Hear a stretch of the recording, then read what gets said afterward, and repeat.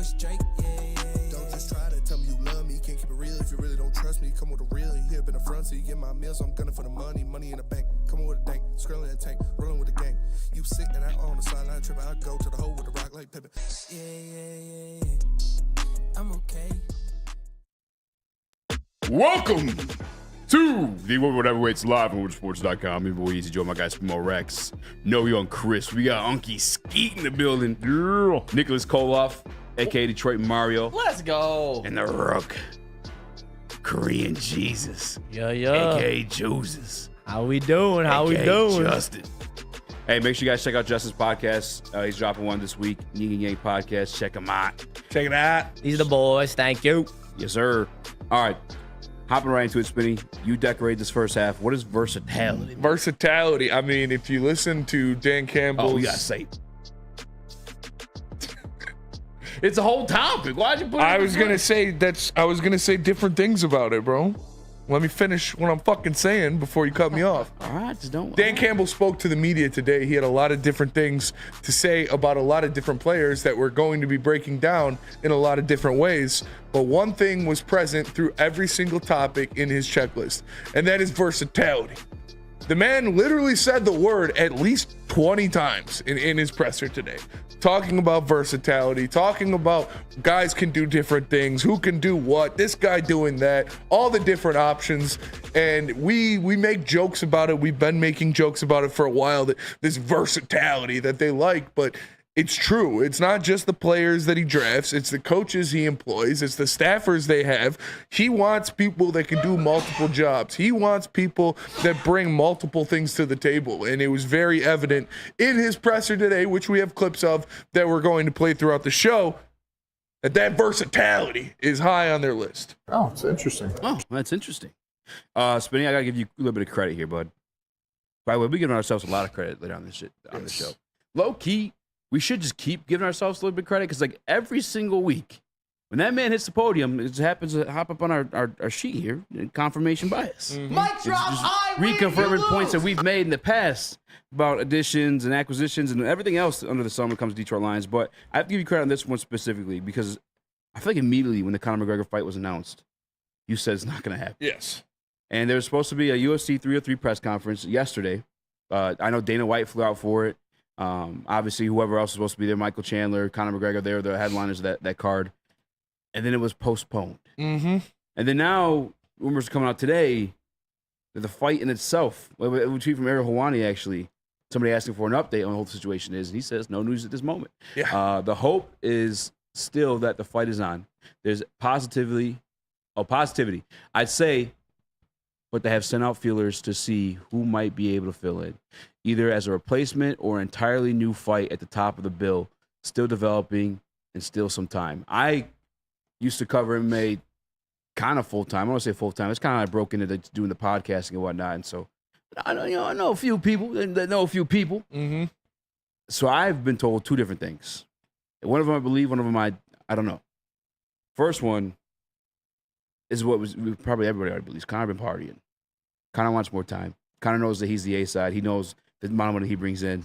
He's just not ready. Yeah. We've been covering it the past couple of weeks. He's partying every single weekend on social media, having people lick shots off his stomach and just looking blitz out of his mind. The other piece I heard was there may or may not be an injury that he didn't want to, I guess, disclose to Chandler during said press conference. Either or, Spinny. Again, credit to you. You called this before any of it was official, before any of it was even speculated. What is your reaction to this? I mean, yeah, it sucks, but I fucking saw it coming. When you see Conor was juiced out of his mind for the movie to put on all that job weight. for Dalton. To be Dalton walking around juiced up and then being partying and all this shit. Like, it was written in the stars that this fight was not going to happen when they said it was going to happen. I don't believe Conor McGregor will fight in the UFC again. If you want to change my mind, I'll need to see him in the octagon, because right now he doesn't care about fighting. He is not invested in fighting. And the UFC and MMA is not a sport where you can be 1 foot in and 1 foot out. You need to be all in. You need to be completely dedicated to that craft. You need to be completely selling your body, your mind, and your soul to the fight that you are in, to the camp, to preparing for that fight. And if you're not, you're going to get killed. Like, Yeah. literally, you will get killed. So, yeah, I don't think it's going to happen. I don't think Conor will fight in the UFC again. Korean Jesus, you are an avid UFC watcher. What's your reaction to the news? I was very disappointed, but I can't lie. Like Spenny said, he looked absolutely Jacked. yoked in the movie and looked like he was roided out. He was for sure. And then since a while I've been clubbing, and he was in the club. He was sorry for the horrible impression. I can't do Irish. That was terrible. I'll back away from that. No, But you're good. I love It's it. been a while since I've been clubbing. thank you. Oh, is that an Irish accent?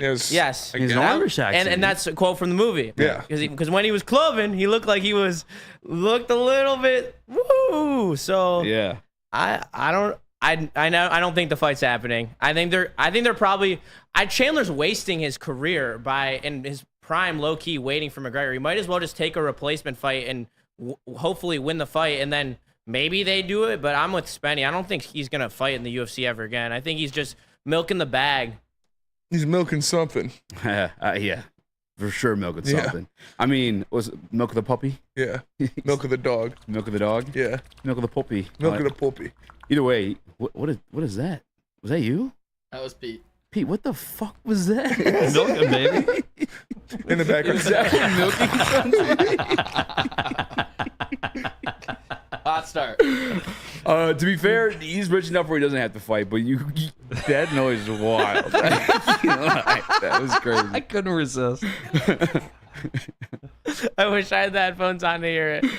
I'm a freaking 10-year-old, man. That was unsettling. It's so funny. I'm picturing if you did that in E&E and like the chaos it would cause. Yeah. I would almost pay you $50 to do it tomorrow, please. And just don't even admit to doing it. Just do it. Yeah. Okay. Well, we didn't need it again. Now you just save it for tomorrow. I'm just saying for tomorrow. I'm just rehearsing, baby. Yeah, the Conor McGregor stuff interesting, man. Do you guys want to see him fight? Not really. Like, not really. I mean, yeah, he's electric. He is a great performer. He was a great fighter in his time, but I'd rather see someone who wants to fight. I'd rather see someone who is trained and dedicated to fighting. I don't want to see Conor McGregor go out there and get knocked out. I agree. I think that's a road to him getting knocked out. It is, for sure. You go out there in a camp where you haven't been focusing against a killer like Michael Chandler, and he's going to put you to fucking sleep. People forget how good Chandler is. There's no way that how this fight path has been going on that McGregor would even stand a chance. He'd get face kicked by Michael Chandler. Yeah, I'm almost like for him and his brand, you almost don't want to like step in there just because what he already accomplished was already kind of insane. It's going to tarnish his legacy. Right? And the way he kind of called it all and mapped it all out too. Like, all that was crazy. I almost, like, I don't know. I just almost want to root it. But at the same point, these guys are bred differently. Like, there's different, dude. Like again, people that know a few people getting punched in the face is not fun. So these guys that willingly do it for a job, like the pursuit up into the UFC is a long road of you taking the same type of ass beatings, not getting paid the same type of money. And then we also know, if you guys don't know, the UFC, they're not really known for paying their athletes well until you make it big. Nick, do you have anything on the I guess Conor McGregor stuff before we move on? I guess I would just say I would like to see him fight, but obviously I'm not an avid UFC.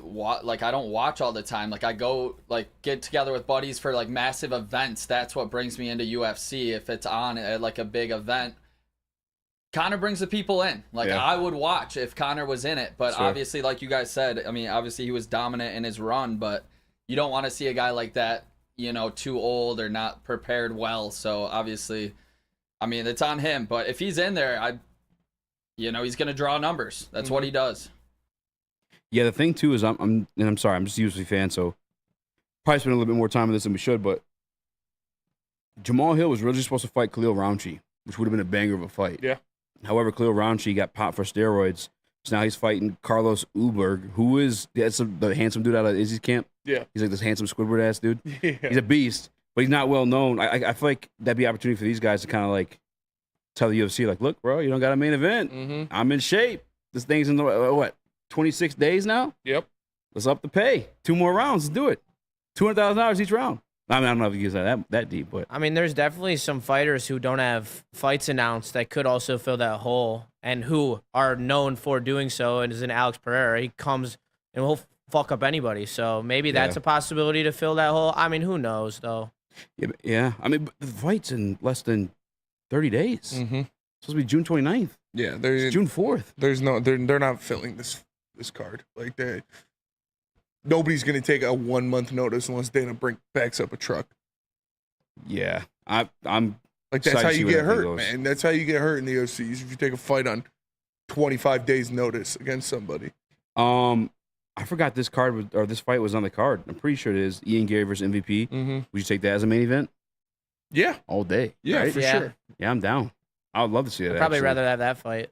Because I was looking at Jamal. He was pay-per-view, a though? co-main versus Uberg, but like again, Uberg, as exciting as he is, not really a big name either. Well, is there anyone on 302 that you think that they might, back from 302 onto 303 because No, there's no finishes. No, yeah. Kevin Holland maybe, but he got kind of rocked. yeah. Because that's the thing, you need another opponent though who's also ready to go. I don't know. We'll discuss that as it nears closer to that situation. Speaking of guys retiring from the game, Jim Leyland to retire at 10. Rest in peace. The Tigers. He passed away. No, What? he didn't. No, dude. I just miss him. Bro, oh my! I just miss You him. can't do that, bro. You scare I guess I'm sorry. Yo, what is wrong? You. Oh my god. Yo, you just had me tripping balls for a minute. Like, It- when did I it- miss this? The Osmus days put me kind of in a coma because he kind of fucked the whole team up. But I wish that we Jesus, would have man. kept Leland back in the day. That's crazy. I still have that take from back when I was a kid. I wish we That had he's kept dead? Leland. No, he's not dead. I'm messing with you. He's so badass.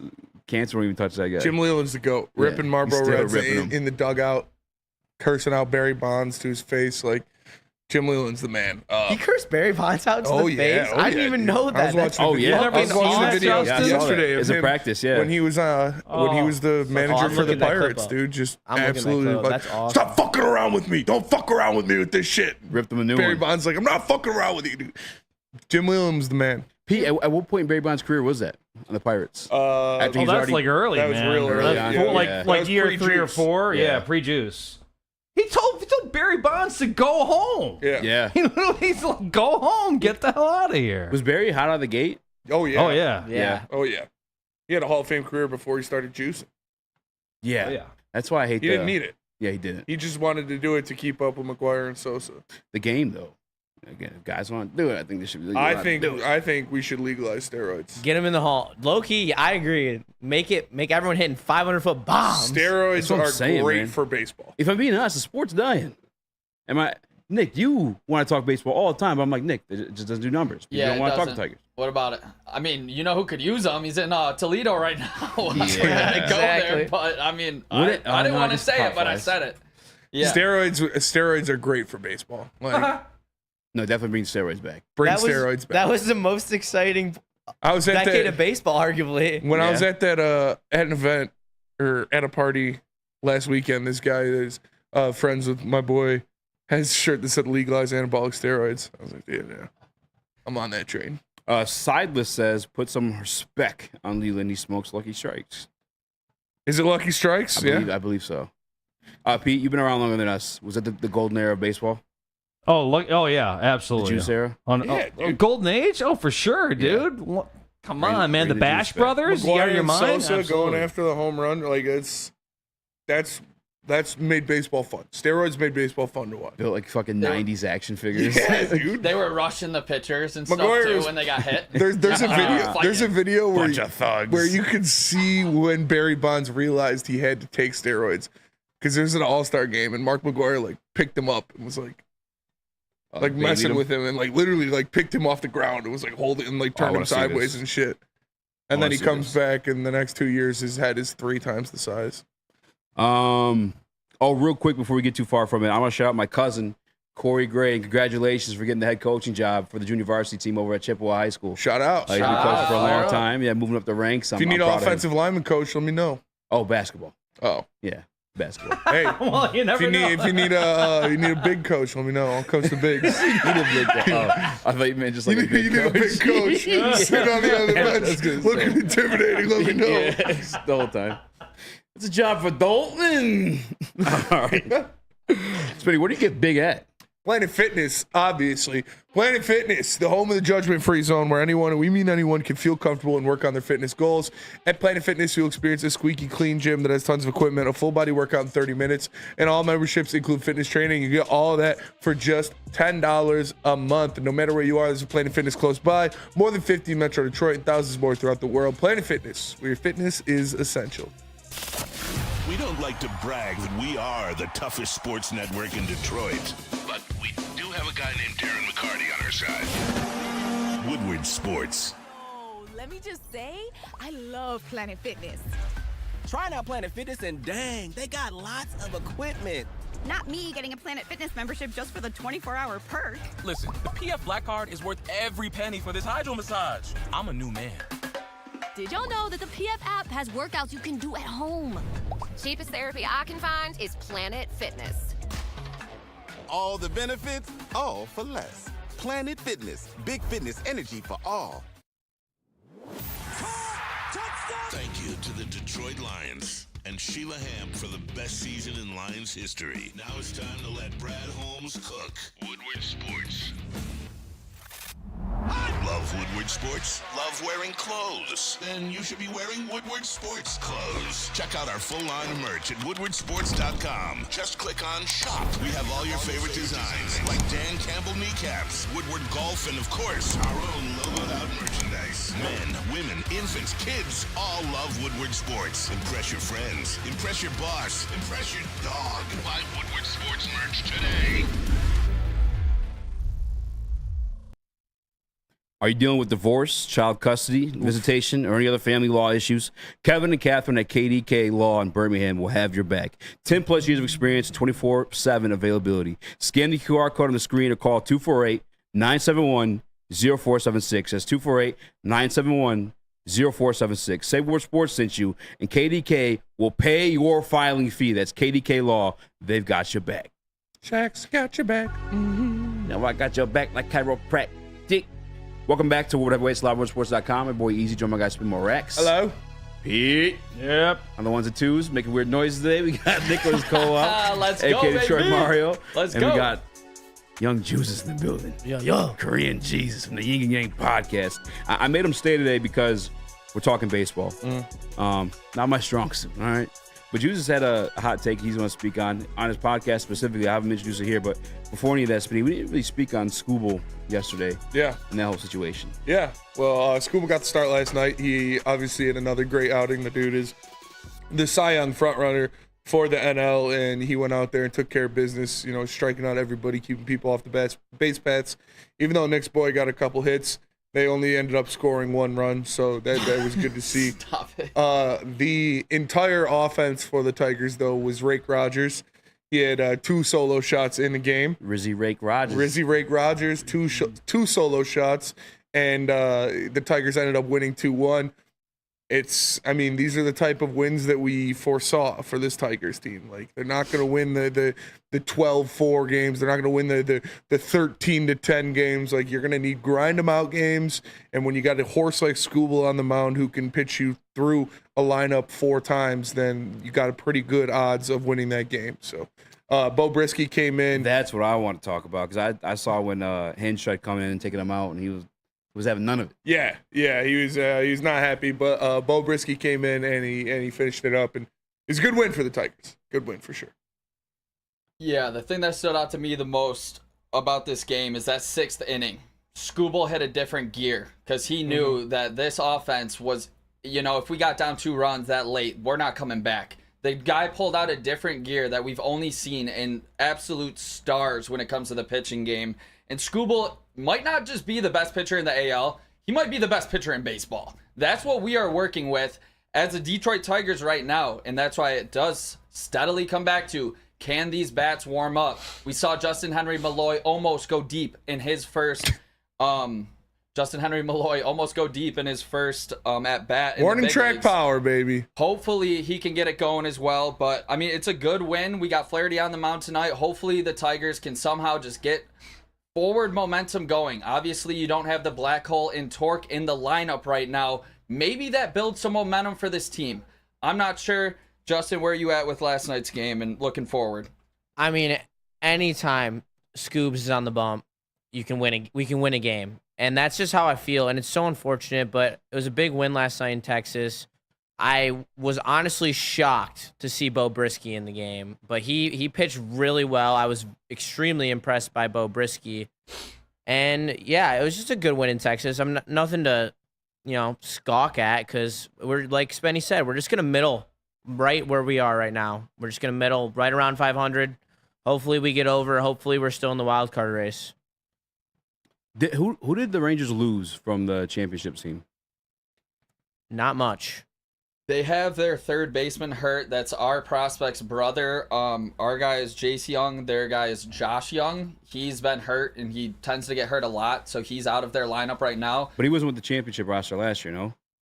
Yeah, he was. Oh, he was? Yep. How big of a piece of it was He's a pretty solid piece. But their lineup's still stacked. When you think about Simeon and Seager, Jonah Heim is a good catcher that can hit. Jonah Heim's so underrated. Yeah. Well, I was going to speak to just the up and down of baseball, even though we didn't really have much offense last year too, but just their record this year.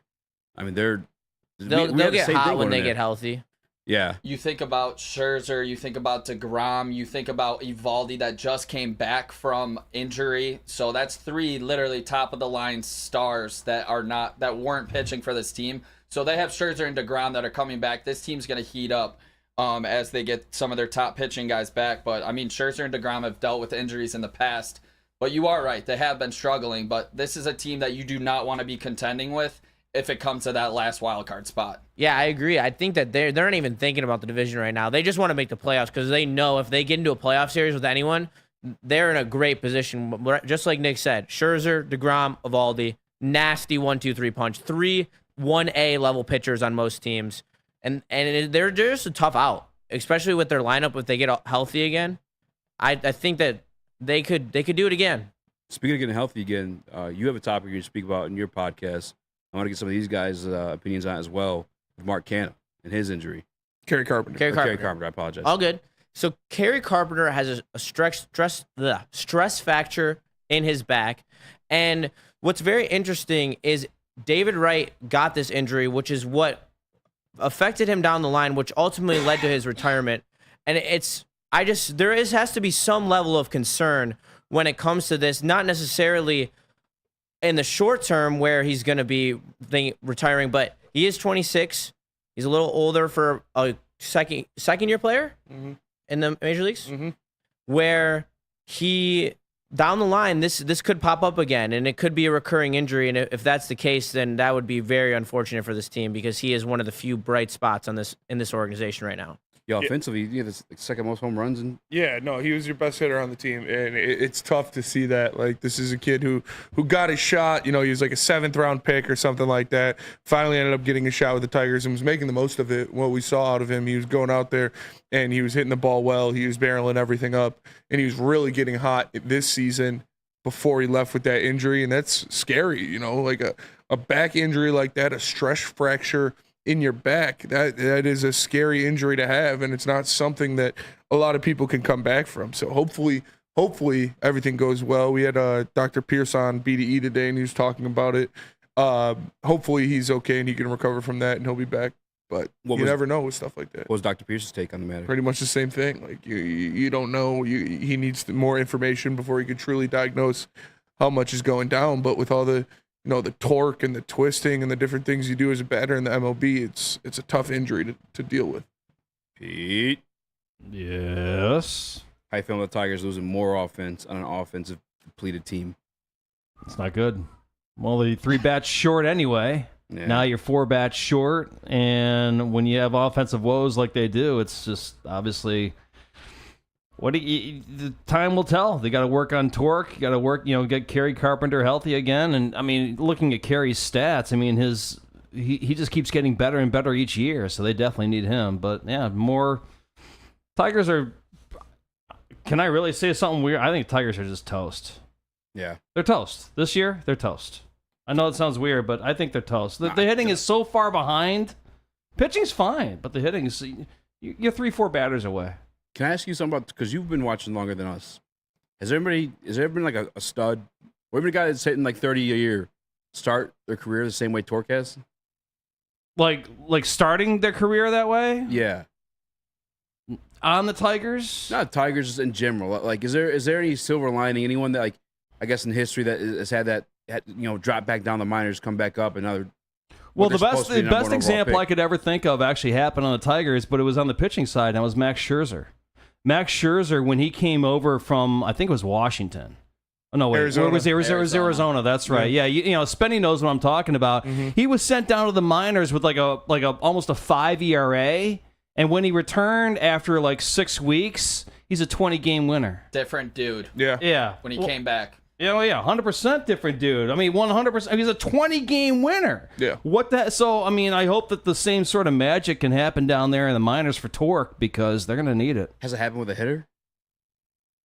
Anyone? I can't think of one off rip, but if you think about the 1-1 mentality, I mean, we've seen him literally just dominate pitching. We've seen it before. We saw it in college. We saw it at the end of last season when he went on a run. He went up to the plate knowing he was going to get a hold of the ball. He was confident in his swing. We have seen none of that this season. So if he can get down to AAA and take some of the pointers that these hitting coaches are saying. I've seen reports that he's been stubborn with his swing. He can't do that anymore. You're in AAA. This is it for you, Tork. You need to literally drop your whole entire ego, go down to AAA, get better. This organization needs you to hit. You are a top 5 prospect in all of baseball. You know who's top 5 prospect in all of baseball is balling out right now? The Royals. They're like 10 games over 500. That's Bobby Witt, who might be one of the biggest young stars in the game. That's what you expect out of a top 5 player. Tork needs to go down. He needs to learn. He needs to get confidence back, come back up, and start lighting it up because this team desperately needs him to be a star. Do you think it's less of a confidence thing and pitchers having, like, tendencies on them after last year? No, it's definitely a head thing. It's definitely a confidence thing. Like, you don't break Barry Bonds' record in the NCAA. You don't become the 1-1 overall pick in the MLB not being able to hit a fastball. Like, if it was they're keying in on something or they just know it. No, they're throwing him 95 miles an hour down the middle of the plate and he is missing it. So, like, it's not something they're keying in on. He's just broken right now. And he needs to put the pieces together and come back and be the guy that we assumed he would be when he was drafted first overall. It sucks that, I mean, can you think of anybody in your mind, chooses that's been taken 1-1 or that high of a prospect, sitting down in the minors after, I don't want to say a stellar year, but a promising year? Not a 1-1. Definitely not a 1-1. Not on the top of my head. Usually when I'm thinking about 1-1s, I'm either thinking they flame out before they even get there, or when they get there, it's too much, and they're usually done, or they take that ascension that most 1-1s take. So it's really hard to say. I'm trying to stay optimistic with Tork, but it is really difficult. But only time will tell, unfortunately. None of us really know what's going on inside Tork's head right now. Yeah. I met Bret Hart once, fun fact. Brendan Dillinger.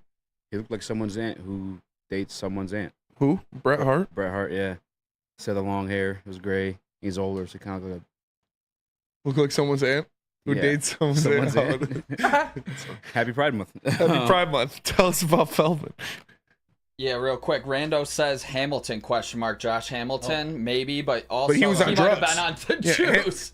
Hamilton was, didn't he have an alcohol problem and a heroin problem? Yeah, he was on a whole bunch of stuff. Like let's hope that's what Tork said. Oh my God. Let's hope that he can shorten his swing up. But if you, Feldman Chevrolet, since 1996, Feldman Automotive has been driven to provide a fast, convenient, first-class car buying experience called the Feldman Advantage. With 18 locations, there's a Feldman dealership in your backyard. Visit FeldmanAuto.com to find the location nearest you. Catch Woodward Sports Network live from Feldman Chevrolet of Novi every other Monday. Feldman Chevrolet, Detroit's #1 Chevy dealer.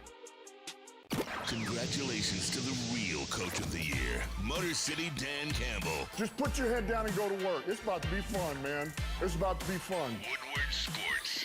Raylan Edwards here, Premier Pet Supply. Man, just looking around. Who's got it better than pets?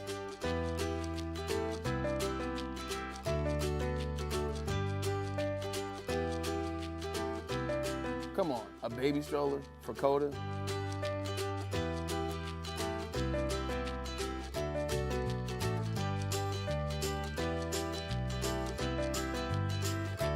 A chef for Lola, really?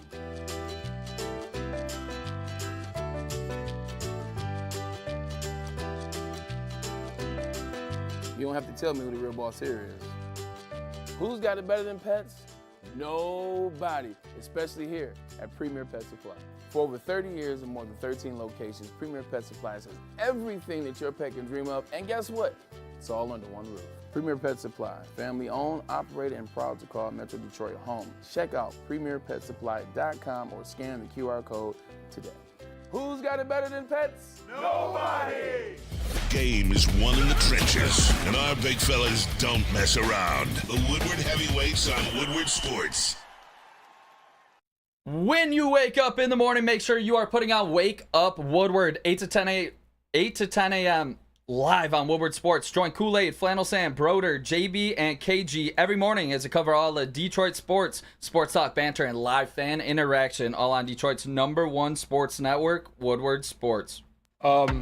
We did have some breaking news. Breaking news. The Lakers are finalizing a deal with JJ Redick to make him the next head coach. Gross. Wow. Le GM at full effect.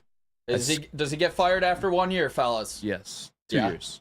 2? He'll have this next year with LeBron, and then LeBron retires, and then he's not a good coach without LeBron, and then he gets fired.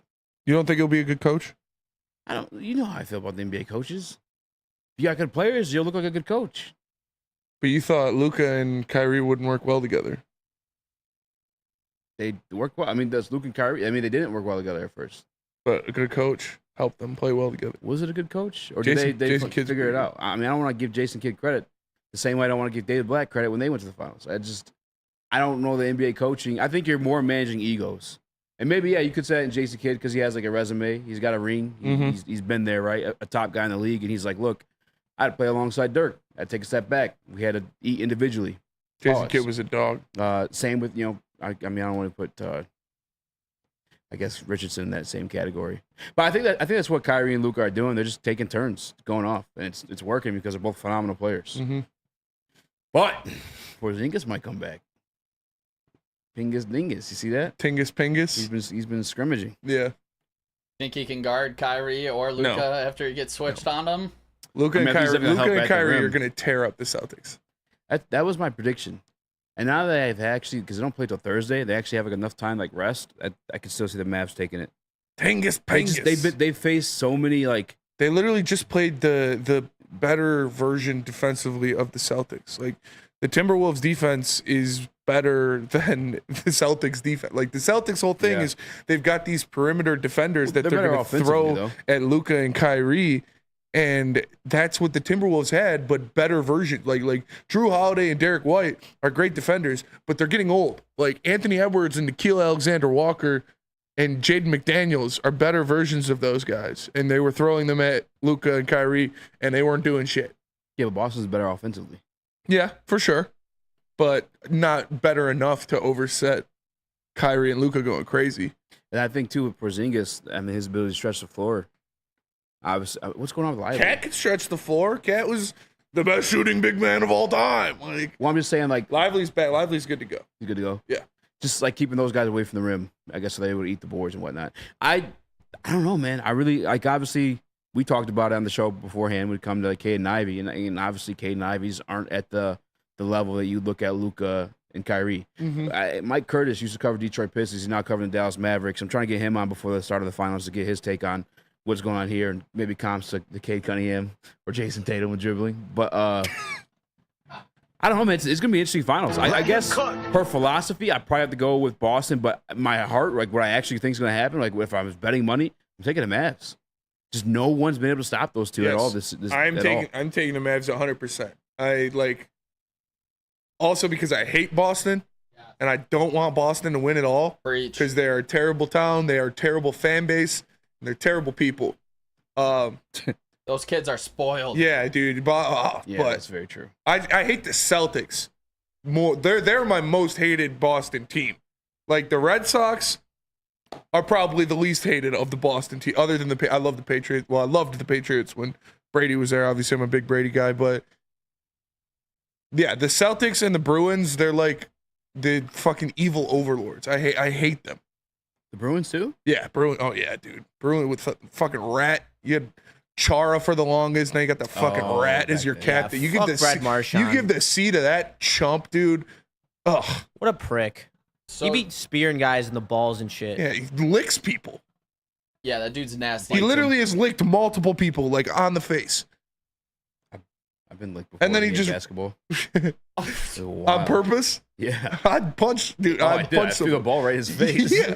And then he skates away from him. Like Brad Marchand is probably the most dislikable player in professional sports. Him and like Joel Embiid. I'll probably go. I'm going Mavs. Dallas is plus 188 in this series, so they are obviously the underdog. I'll throw a 5 on it. I threw 30 on it. Initially, I had thought that Boston would just be more at fresher legs, but again, given this week's time, the time span they're given to rest, Luke and Kyrie can get done, man. I see it going. I think the only reason I liked the Red Sox a little bit was because I hated the Yankees so much. I liked Poppy. Poppy. I liked Poppy. I liked Pedroia. Until he KO'd the Tigers. Yeah, that's after the Boston Marathon year. That was bad. But he also destiny on their side. Dude took a point blank gunshot to the back of the head. Like, was it to the back of the head? Well, it was like his back. It was supposed to be the back of the head, but like hit him in the shoulder. Was he sleeping with like some mafia He's guy's banging girlfriend? some cartel dude's wife. Yeah. Yeah, he survived that. That's actually crazy. And I was talking You about ever heard this. about that? I was talking about this in the back. Big Poppy was smashing some Big cartel Poppy went dude's back wife. to Dominican, and yeah, he's banging some cartel boss's wife, and some dude pulled up on him when he was in like at a bar, shot him. He was fine. Now he's on TV and shit. Yeah. What a dog! Holy shit, He's that's definitely crazy. built different. That guy's wild. Yeah, I mean, I mean, other than that one specific moment, how can you not love Poppy? Especially on TV, he's hilarious on TV. He's kind of like a I liked Bergeron. a better spoken Miggy. Me too. He's always smiling, always like good vibes. Feels like obviously Miggy's. I wouldn't have hated the Bruins if they gave Pasta the C instead of Marchand. Like I like Pasta. I just hate Marchand. Bergeron was look cool. like it. Bergeron was cool. Chara didn't like Chara. He was always a big. I like Chara. Turd. Shout out Tim Thomas. I like Tim Thomas. Yeah. I guess we should just finish this out with the finals, huh? We got like 5 more minutes. We'll go to David Ortiz. I was talking about this in the back with the boys. What? Like these extremely rich MLB players, I would never go back to like my home country. Like whether it be like the Dominican guys, like Venezuela no, for sure not. Venezuela, no.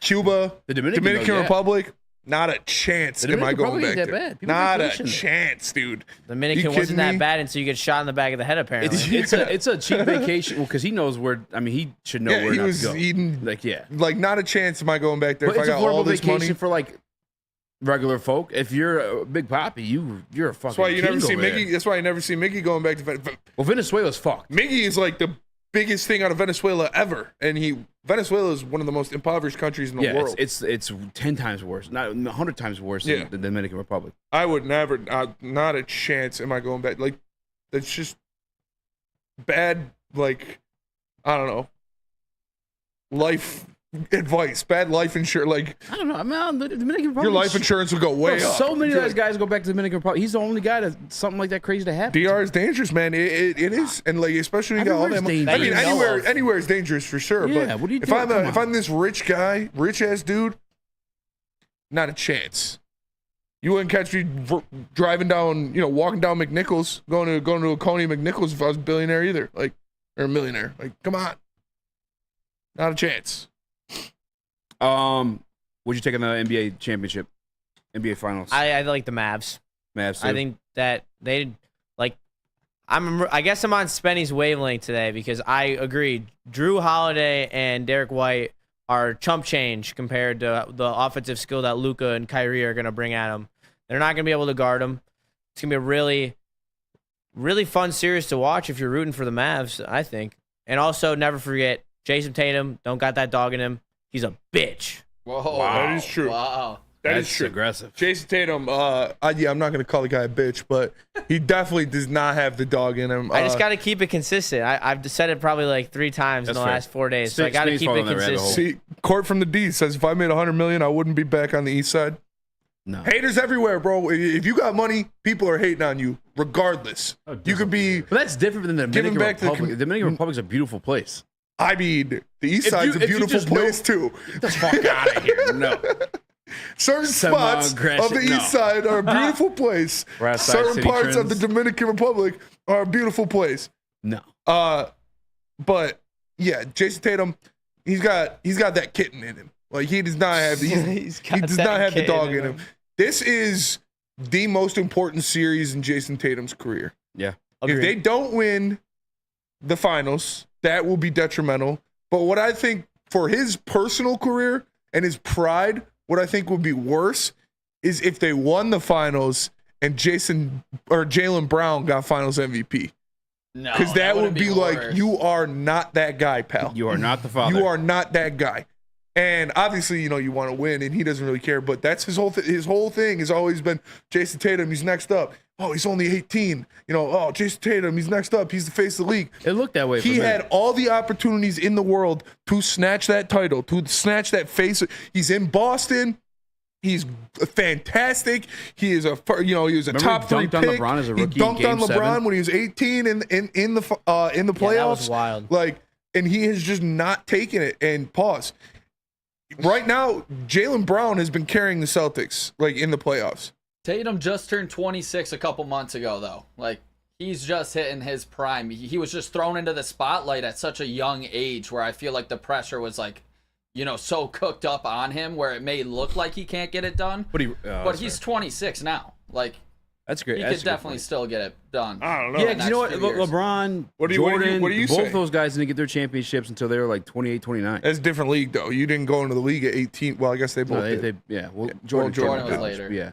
Kobe came out. I don't think Kobe LeBron was different, though. It's not like LeBron was in the Eastern Conference Finals every year and had this huge team full of studs. When LeBron went to an immediate team with good players, they won the chip.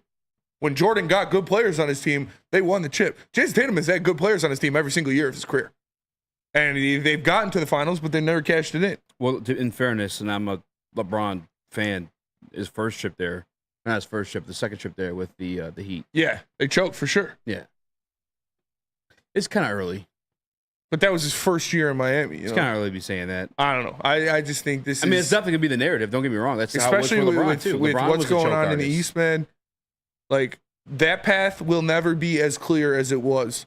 You got to think Giannis is going to be back. The Pistons are on the comeback. Forgive me. Michael Jordan was 28. LeBron James was 27. Kevin Durant was 28. Stephen Curry was 27. Yeah. Shaq was 28. Hakeem was 31. Dirk was 32. Tatum was 25. He's 26. Yeah. He's 26 now? Hey, he's not going to win it. Luka 25. Luka's winning that shit. I'll tell you that. I hope so, because I hate Boston, but I just think Tatum gets thrown under the bus so much. He does. It's kind of early. That's all I'm saying. It's kind of early. You can say he's 26 and stuff like that, but he's been in the league for 7 or 8 years. It's fine. LeBron's the same way. The same, and I'm not. He's nowhere near. But LeBron was on an island in Cleveland for all James of that. was, but LeBron heard all the same narratives. All these guys heard all the same narratives. Yeah, but who was LeBron's best player until he went to Miami? Who was LeBron's best teammate? Zadrinas Ilgauskas, Anderson Varejao, Mo Williams. Those were the guys that were. Jameson. Yeah, those were the guys that were his best teammates. He's had Jaylen Brown every single year of his career. But they both grew together as 18, 19-year-olds. Still, man. That's a lot of pressure being I think they got good so early where everybody just expected it. And so if they don't do it this year, that's Easy's whole thing is after your 4th year in the NBA, you are who you are. Yeah, you're either superstar or not. He's definitely still a superstar. Isaiah Thomas, he didn't win his till he was 28 either. Yeah. And he had Joe Deach. Yeah. How long did Isaiah Thomas play in Illinois? Indiana. He played 4 years. 4 years? All 4 years. Yeah. So. But still, that's a common age, obviously. With I named off greats, too. It's not like I'm just naming off chumps. Listen, that's going to be the narrative. I get it. And just for your hater-ass reason, I kind of hope Boston wins now. No, you hope Boston wins for your narrative. No, I hope Boston wins because you're hating right. Because your whole thing was wings win rings, and this would be the third group of wings that the two-headed monster would defeat. I mean, Luka's in a playoff run. Let's go Dallas. Let's go Edmonton. Let's get the superstars there. Yeah, Luka's Edmonton, baby. Luka's 6'7". Yeah, I know. But your whole thing is wing wins rings, and this fit doesn't work. And now this fit is working, and they beat the teams that have all the best wings. All right, Spinny, how many other wing situations worked out? What? Without him. By the way, Luka's a wing, by the way, too. Yeah, but you know what I'm talking about. Don't try to hide on it now. Don't try to act like I'm not hiding from nothing. Luka's a wing. Don't try to act like you thought Luka and Kyrie were going to work. This is the opposite of your narrative. That's why you're rooting for Boston. Right? That's why you were. That's why when the Mavericks played the Clippers. This is the most elite. This is honestly better than Wade and LeBron. I mean, LeBron pairing wise, because Wade couldn't really shoot from three. I don't know. Kyrie also probably better efficient than Wade, especially at that point when they teamed up. Dwayne Wade can shoot from three? No. What are you? I'm crazy. Dwayne Wade never shot well from three. What are you talking about? The duo comparison. Yeah. No, I'm saying pairing wise, as a fit. This one makes way more sense because both those guys can shoot. Luka, by the way, is a fucking wing. I don't know. What are we doing here? I mean, Dwayne Wade. So it's wing wins rings. Wings win you rings.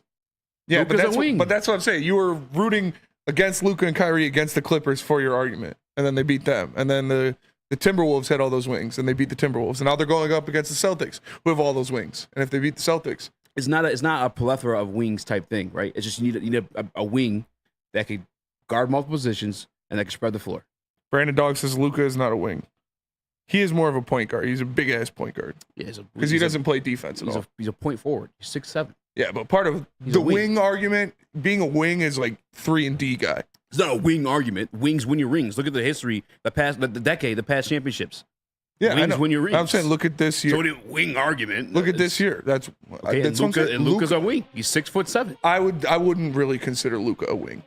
He's a facilitator. I would consider Luka. When I think of a wing, I think of a guy that's out on the wing shooting threes and defending. As Luka is a point guard. When I say wing, I think of like a small forward. Yeah, Luka's a point guard. Yeah, but he's a point forward. He's 6'7". He plays the point guard position the same way K did, the same way Magic Johnson did. But they're really the size of they're forwards. That's what they'd be. That's the size. But like. Wings are guys that are on the wing, and then again, defending wings and shooting look threes. at the past decade of NBA champions. Like it's not like no. But that's what a wing is, a guy that's on the wing in the offense that shoots threes and defends. Well, when I say wings when he rings, I'm thinking more of like small forwards. When Kevin Durant says wings when he rings, he's thinking the same thing, small forwards. Got that in between. That's where the NBA is like met halfway between. Well, actually, now it's never really gone to the guards. It's been the big guys, and now it's moving its way down because now there's less hand checking. Yeah. So now you look at the guys that can move well with the ball, facilitate the ball, score everywhere with the ball. Well, the NBA was a guards league for a while. Not in terms of championships. With Jordan and Isaiah and Stockton. I mean, I probably say those Pistons teams were. I mean, how tall is Jordan? 6'6"? Yeah, I think so. That's a 6'6", 6'7". Yeah. Shooting guard. He's 6'6", I believe. Be the Scotty. He didn't do shit that Scotty got there. Scotty's, you know what I'm saying? Like. I already told you what it was. But we gotta go to break. We're well past it. Let's talk about Guardian Alarm. Guardian Alarm offers you customized solutions from real experts.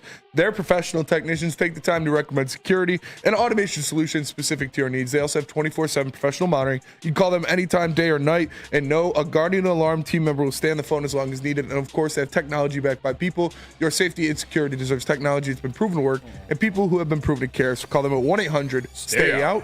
That's 1-800-STAY-OUT. And let them know Woodward Sports sent you.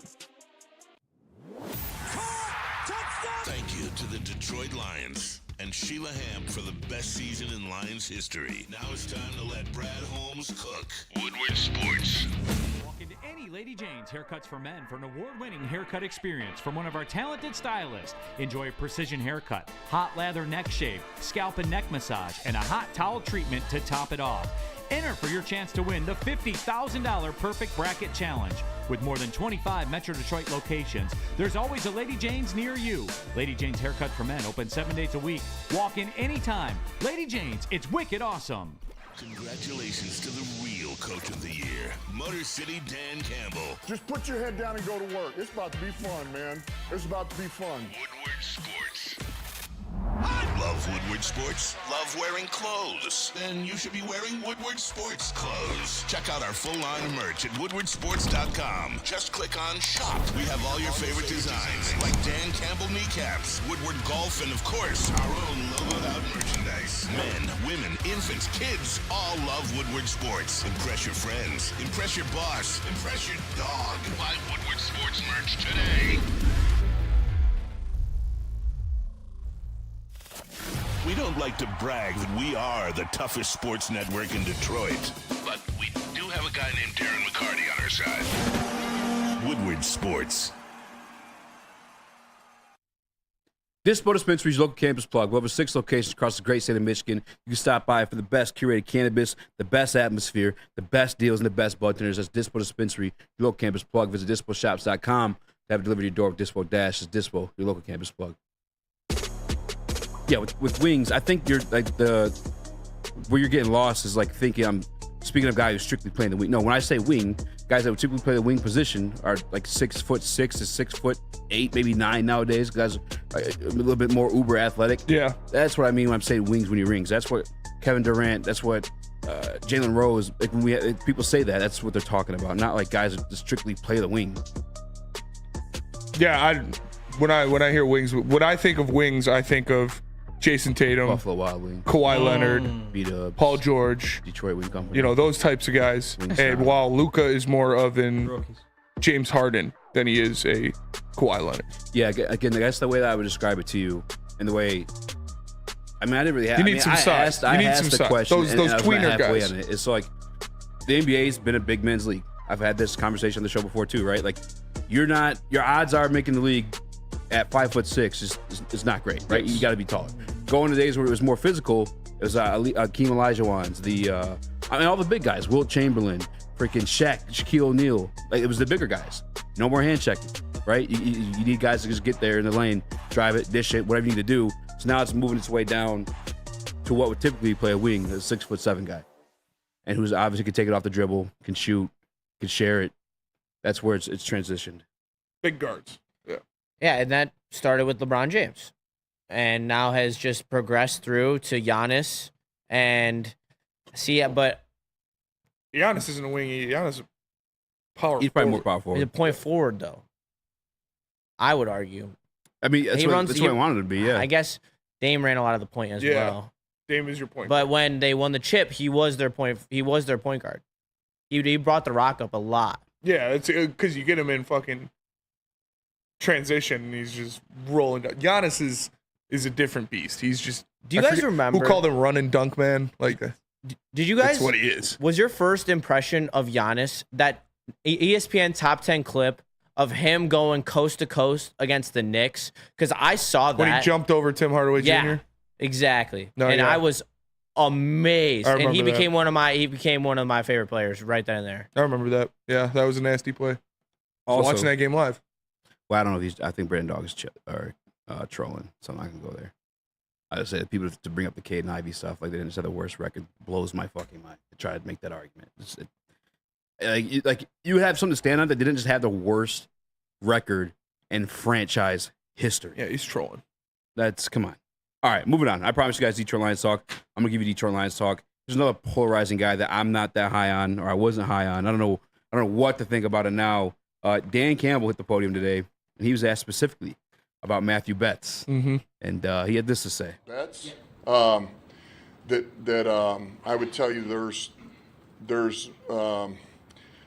there again, we're in pajamas, but there's more versatility to this guy than I think I even realized. There's a couple things we're doing in coverage with him that, that wasn't his deal. He just got after the quarterback, period. And we're asking him to do some things kind of at the Sam linebacker position in base to where, he's a rush, but he's also dropping in coverage. He's matching a little bit. And I tell you what, he's got some pretty good hips for a big man, and he can run. And he's smart. So there's some versatility there. I believe I said that when we were talking to Dion about him playing the Sam linebacker position, and I got laughed at. But this guy, I'm excited for him. Like I said, I've been getting laughed at every time I bring his name up on this show, that this is a guy who will give you more than what Charles Harris got you. If he has, in the same amount of opportunities, he will do more for you than Charles Harris did last year. That is not a high bar to reach. This is a guy who can win one-on-ones. This is a guy, as Dan Campbell said, a versatile player. He can do multiple different things. They've been looking for that Sam linebacker spot for a while. You know, they had James Houston in it for a while. He did a good job, but obviously we know he's strictly a pass rush guy more than he is a coverage dude. You put Jack Campbell in there last year for different spot starts, but that is not his forte.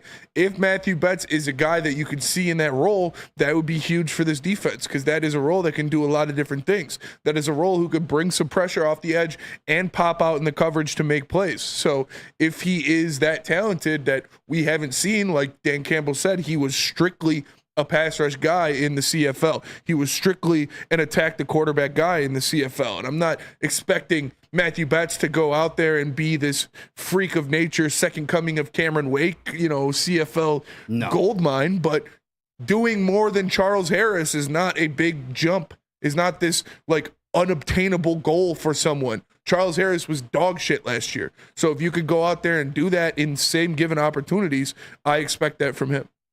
Yeah, for me, and by the way, Dan Campbell, obviously he said it there. I don't have to say it sounds like it. He quite literally said, surprised me a little bit. I didn't expect him to be as athletic as he was. We haven't bounced out back in the coverage. And no, I think it's kind of, once people actually paid attention to what he was, at least size-wise, I think it's always been that Sam linebacker spot. I mean, it's a spot that makes sense. I think we've said on the show multiple times, he's probably going to compete with James Houston. James Houston's going to have a tough way back, maybe even for James Houston's spot. I mean, you look at both guys, they're both 6 foot.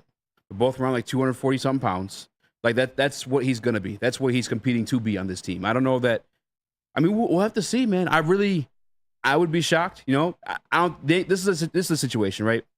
Dan Campbell didn't go out of his way to speak on Matthew Betts. He was asked about Matthew Betts, and he gave you his opinion. So I don't think he's going to be lights out or anything like that. I mean, you compare him to the Charles Harris, whatever. Charles Harris obviously didn't reinvigorate that 7-sack season they had previously. I think still different builds there as well, but we'll see, man. Yeah, I'm still in the we'll see department. I'm really not sold either way. I just know he'll compete with James Houston, bring the best out of him. They'll just both bring the best out of each other, I guess. In no way, shape, or form, I don't want to get this confused. In no way, shape, or form am I comparing him to the player of Charles Harris, and what they do is similar in any way. I never said that. I'm saying if you put this guy and give him the same amount of opportunities that Charles Harris had last year, he will produce more. That's all I'm saying. I'm not saying they're the same guy. I'm not saying they have the same play style. I am saying if he is given the same amount of opportunities, he will produce more. No, I didn't say you said it's the same guy. Just different body types, different situations, right? He's obviously going to be asked to move into coverage a little bit more. Charles Harris, actually, I don't know how much Charles Harris weighed. I know he's 6'3", though. But he seems to be a more athletic type. Dan Campbell's surprised by his speed. But again, this isn't Dan Campbell the same way he's come out of his way to, most improved, okay, J-Mo, or, this guy's got a dog mentality. He's asked specifically about him. He spoke about him. It wasn't like he brought him up to say to give him praise. And, yeah, he said specifically, we're playing in pajamas. Everybody's going to look good. If what he excels at is speed, he is going to look good right now in camp. But like Spenmo said, when it comes to Charles Harris and Romeo Okwara, I would put Romeo Okwara in there too, because they were lining up opposite Hutch. Yeah. They combined for 3.5 sacks. Mm-hmm. That is absolutely nothing. So if we can get anything out of this guy in Canada, this is just another feather in the cap of Brad Holmes evaluating talent, bringing it in over here, and hopefully he can, help this team out, win some games, win some one-on-ones when it comes to that side of the defensive line. So hopefully, I'm excited to see what these guys look like when the pads get on. Maybe he plays the run a little bit better too. He is, I guess, the elder of the two between he and James Houston. And that is the question on James Houston is hey, can we keep this guy in 3 downs, expect him to play the run consistently, or he's just going to be that pit bull you let off the leash? Which then again too, I don't want to limit him as well. We saw what he did. That was his rookie year. Yeah, his rookie year coming out of he put that 1 year at Florida, but his rookie year coming out of HBCU, he is adapting to this game at this level, this caliber of play. Who's to say he's limited just that pass rushing role too? Maybe he breaks out. I saw a few opportunities that he had against the Chicago Bears game, which I guess Justin Fields kind of got worked either way, but he was back into coverage and then blitzing onto Justin Fields. Maybe he's still able to play that Sam linebacker role to a T. I just don't want to. I want to slow. I still want to continue to slow the roll on Matthew Betts, but actually maybe not, because again, Dan Campbell did say he was surprised. Yeah, I don't know if the role's getting to like it's like again, it's never the guy's gonna have a 6-sack season or a 12-sack season. Like when I say he's gonna have more production than Charles Harris, he's gotta get 2 sacks. Like I think it's not like a crazy. It's not an impossible feat to ask. I think it was 4.5. Yeah. Don't switch up now. Yeah, but consistently, I've been saying he is going to be more productive than Charles Harris, and I don't think that is a crazy feat for anybody in the NFL to do. He was one of the worst edge rushers in the league last year. Yeah, 13 games, 3 starts. Jesus, are you familiar with Matthew Betts? Only a little bit. I'm not going to sit here and act like I've done some deep dive in him. I can't lie. No one has. There are that's why other it's so people polarizing. on the network that are more qualified than myself in that regard. But I am excited to see just generally what he looks like. He's, according to sources, the best talent that's come out of the CFL in a long time. So since Cameron Wake, probably, yeah. Yeah, so that does get me excited. I just hope he does some good stuff on the team this year. If he contributes at all, that's a win for me. So it's that simple. Yeah. Sorry, I was reading a comment in Woodward Sports chat. Yeah, we'll see, man. I really don't want to overhype it. I'm just not. What is overhyping him to you? That so like, as Juice has said, right? Like no one's really in a position to say anything because like point blank period, I would probably say Dosa Dion is probably the only guy who's gone and watched like his actual like Canadian tape, right? It's like I watched his tape when we first got him. Did you? Where'd you find it? Yeah, I watched it on YouTube. You found his tape? Yes. Or highlights? His highlights. I watched his that's plays. what I'm saying. That's what I I'm didn't saying. watch full game tape. No, but I watched his plays. No one, and I'm not even trying to say. I'm not even saying that you're saying he's gonna be elite or anything like that. I'm just saying Nobody's for the people saying that he's are. gonna be elite. No, people are. People are saying this. I have never seen a single person. What are say, you talking? Do you not he's read gonna the be chat? elite? People gas this guy up like crazy. I don't know. People like, about oh, that. we're straight. We got Matthew Betts. Like, I'm just not comfortable to say those type of things. I don't think anybody should be comfortable to say those type of things unless you're, again, which he had some praise to say. He liked them more than other people did, as Dan Cagle does. I don't think anybody is realistically saying this guy's going to be elite. I think that's people are saying. I don't know what are you talking about? We've been doing shows ever since he got signed. Yeah, and people are talking about this guy as like, yeah, we're good. We got Matthew Betts. What do you mean? I don't know. I clearly don't. I've never seen a single person say he's going to be elite. Yeah, I mean, I'd love to run the tape back. We have people. He's definitely a phenomenon. People are going crazy over him. Either way, tell us about Lady Jane's. Lady Jane's. Awesome is when a guy can be a guy and get an amazing haircut. That's Lady Jane's Haircuts for Men. Stop in, sit back, relax, and let one of Lady Jane's talented stylists make you look and feel great. Walk in anytime, 7 days a week. Lady Jane's. It's wicked awesome. Congratulations to the real Coach of the Year, Motor City Dan Campbell. Just put your head down and go to work. It's about to be fun, man. It's about to be fun. Woodward Sports. Stop searching for a vehicle and start finding one. Les Stanford Chevrolet Cadillac makes it easy. We harness the power of multiple dealerships and own the biggest selection of GM brands in the area to get you the car you need. With the Les Stanford Group, you'll have access to 4 different dealerships, providing you with more makes, more models, and more choices. We're connected to more than 1,000 vehicles. And with so many high-quality CPO vehicles available, you'll find new car quality at pre-owned prices. You can start and end your search at lesstanford.com today. We don't like to brag that we are the toughest sports network in Detroit, but we do have a guy named Darren McCarty on our side. Woodward Sports. Love Woodward Sports? Love wearing clothes? Then you should be wearing Woodward Sports clothes. Check out our full line of merch at woodwardsports.com. Just click on shop. We have all your favorite designs, like Dan Campbell kneecaps, Woodward golf, and of course, our own logoed out merchandise. Men, women, infants, kids all love Woodward Sports. Impress your friends. Impress your boss. Impress your dog. Buy Woodward Sports merch today.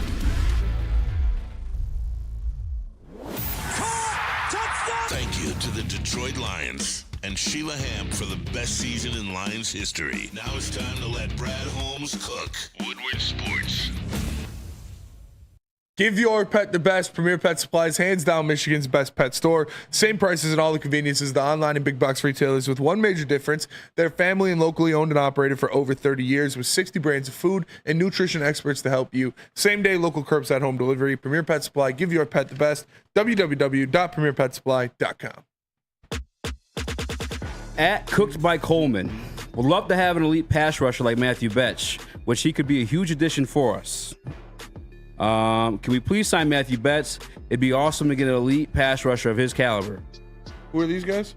Just random people on Twitter.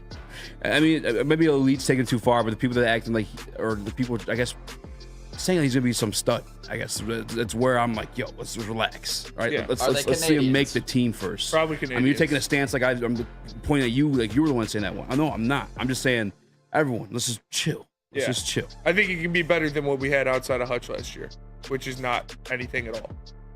Julian Okwara, Romeo Okwara, Charles Harris. Chill. They had like 2 sacks each. Julian Okwara, Romeo Okwara, I mean, battled injuries. Romeo Okwara, when healthy, obviously he's been able to produce. 1 season. But now he's officially retired.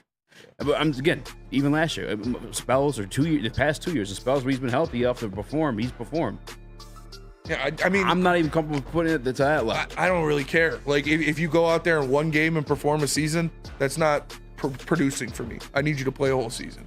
Yeah, that's what I don't. Again, even that. Let's chill. Let's see. You don't think he can get 2 sacks? Let's chill and see it first. I don't think that's a crazy expectation to put on somebody. Well, moving on. For someone who doesn't seem to care, you seem to talk about it a lot. Let's move on. You keep bringing it up. What am I just going to say here in silence? Well, you said you don't care. You keep responding like you want to go back and forth about it. I don't give a fuck to talk about it. You want to keep arguing like I don't. Then change the conversation. You lead the show. I have. All right, let's go. Moving on. I want to talk about Amon-Ra Robinson. I want to talk about some good things. I want to talk about the confirmation bias. I want to talk about the shit that I was right about. The shit I can tell you guys to suck my nuts about. All right, and I'll start with this one because as soon as the signing was made, I'm not gonna lie to you guys.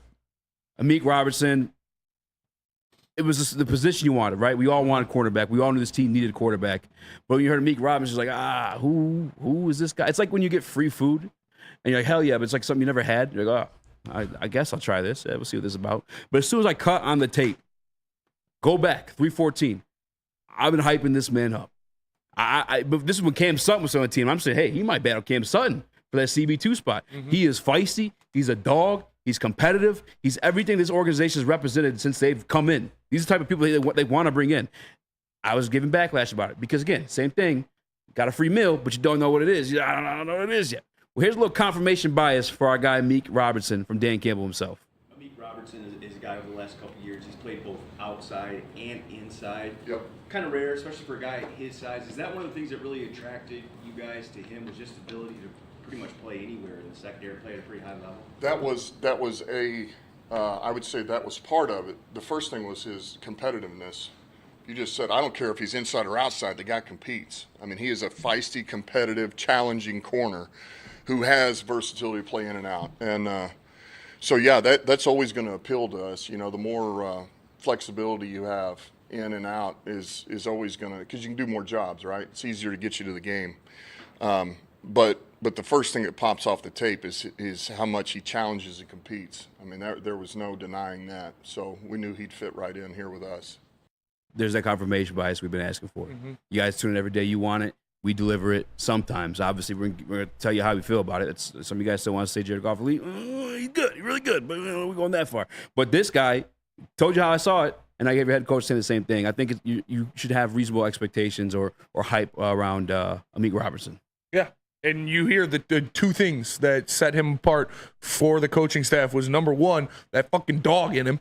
He's a dog out there. He's going to compete. And 2, the versatility. And that's like, those are Dan Campbell, Brad Holmes guys that love football, guys that play football hard, guys that are aggressive, guys that are dogs, and then guys that can do a lot of different things. So they're glad they got Amon-Ra Robinson. I know Easy always brought up when he was studying film at 3 a.m, like this is a guy that's going to fit on this team very well. This is a guy who's had to fight for every single snap he has gotten in the NFL, and that's not going to stop now because he's going into a situation where at first he was like, bet. I'm the cornerback 2 on this roster, flat out. And then you go into the draft, and you draft 2 of the top 5 corners in the draft. And he's like, well, shit, I got to fight again. So this is just another back against the wall, come out swinging, and may the best man win. And that's what this secondary is going to be like in training camp. So I'm excited to see what Amon-Ra Robinson does. I'm excited that they love him as that player. They love him as that dog because that's what you got in that secondary. And again, another little bit of a maybe not so much I know some action. No, a little bit of suck my nuts a little bit. And I some people's initial draft day reactions. Obviously, we lived it with Jahmyr Gibbs. We lived it with Jack Campbell. You got to let it sit a little bit. You have to simmer a little bit before you see the big picture. For me, while I was standing under the dispo tent, couple donuts deep, and I'm just staring off in the distance, wondering why we took an Ennis Rakestraw off the draft and a Taron Arnold.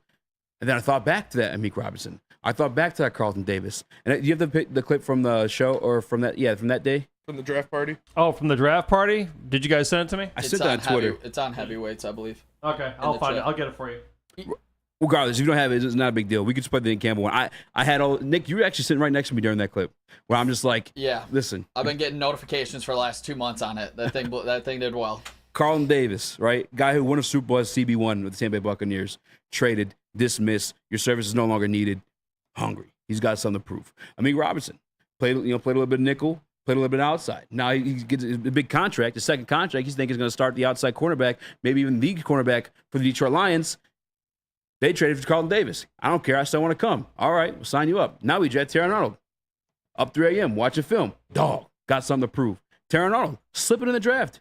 He was supposed to be a top 10 pick. I got your cut. You guys cut? Yeah, Here it is. Yo. You sound like you about to drop some fire. Brad Holmes is an evil genius. They're starving dogs. You put them all in the same kennel. That's what he's doing in that cornerback room. It's hungrier than ever. Both the guys we got in the draft fell. Let's be real. Like Ennis Rakestraw and Taron Arnold fell. No one thought they would get taken where they were taken. They're hungry, upset, disrespected. Amik Robinson, yo, you just paid me money. And now you go draft back-to-back corners? I'm upset. I'm hungry. Okay, you got Emmanuel Mosley, 2 torn ACLs. Yeah.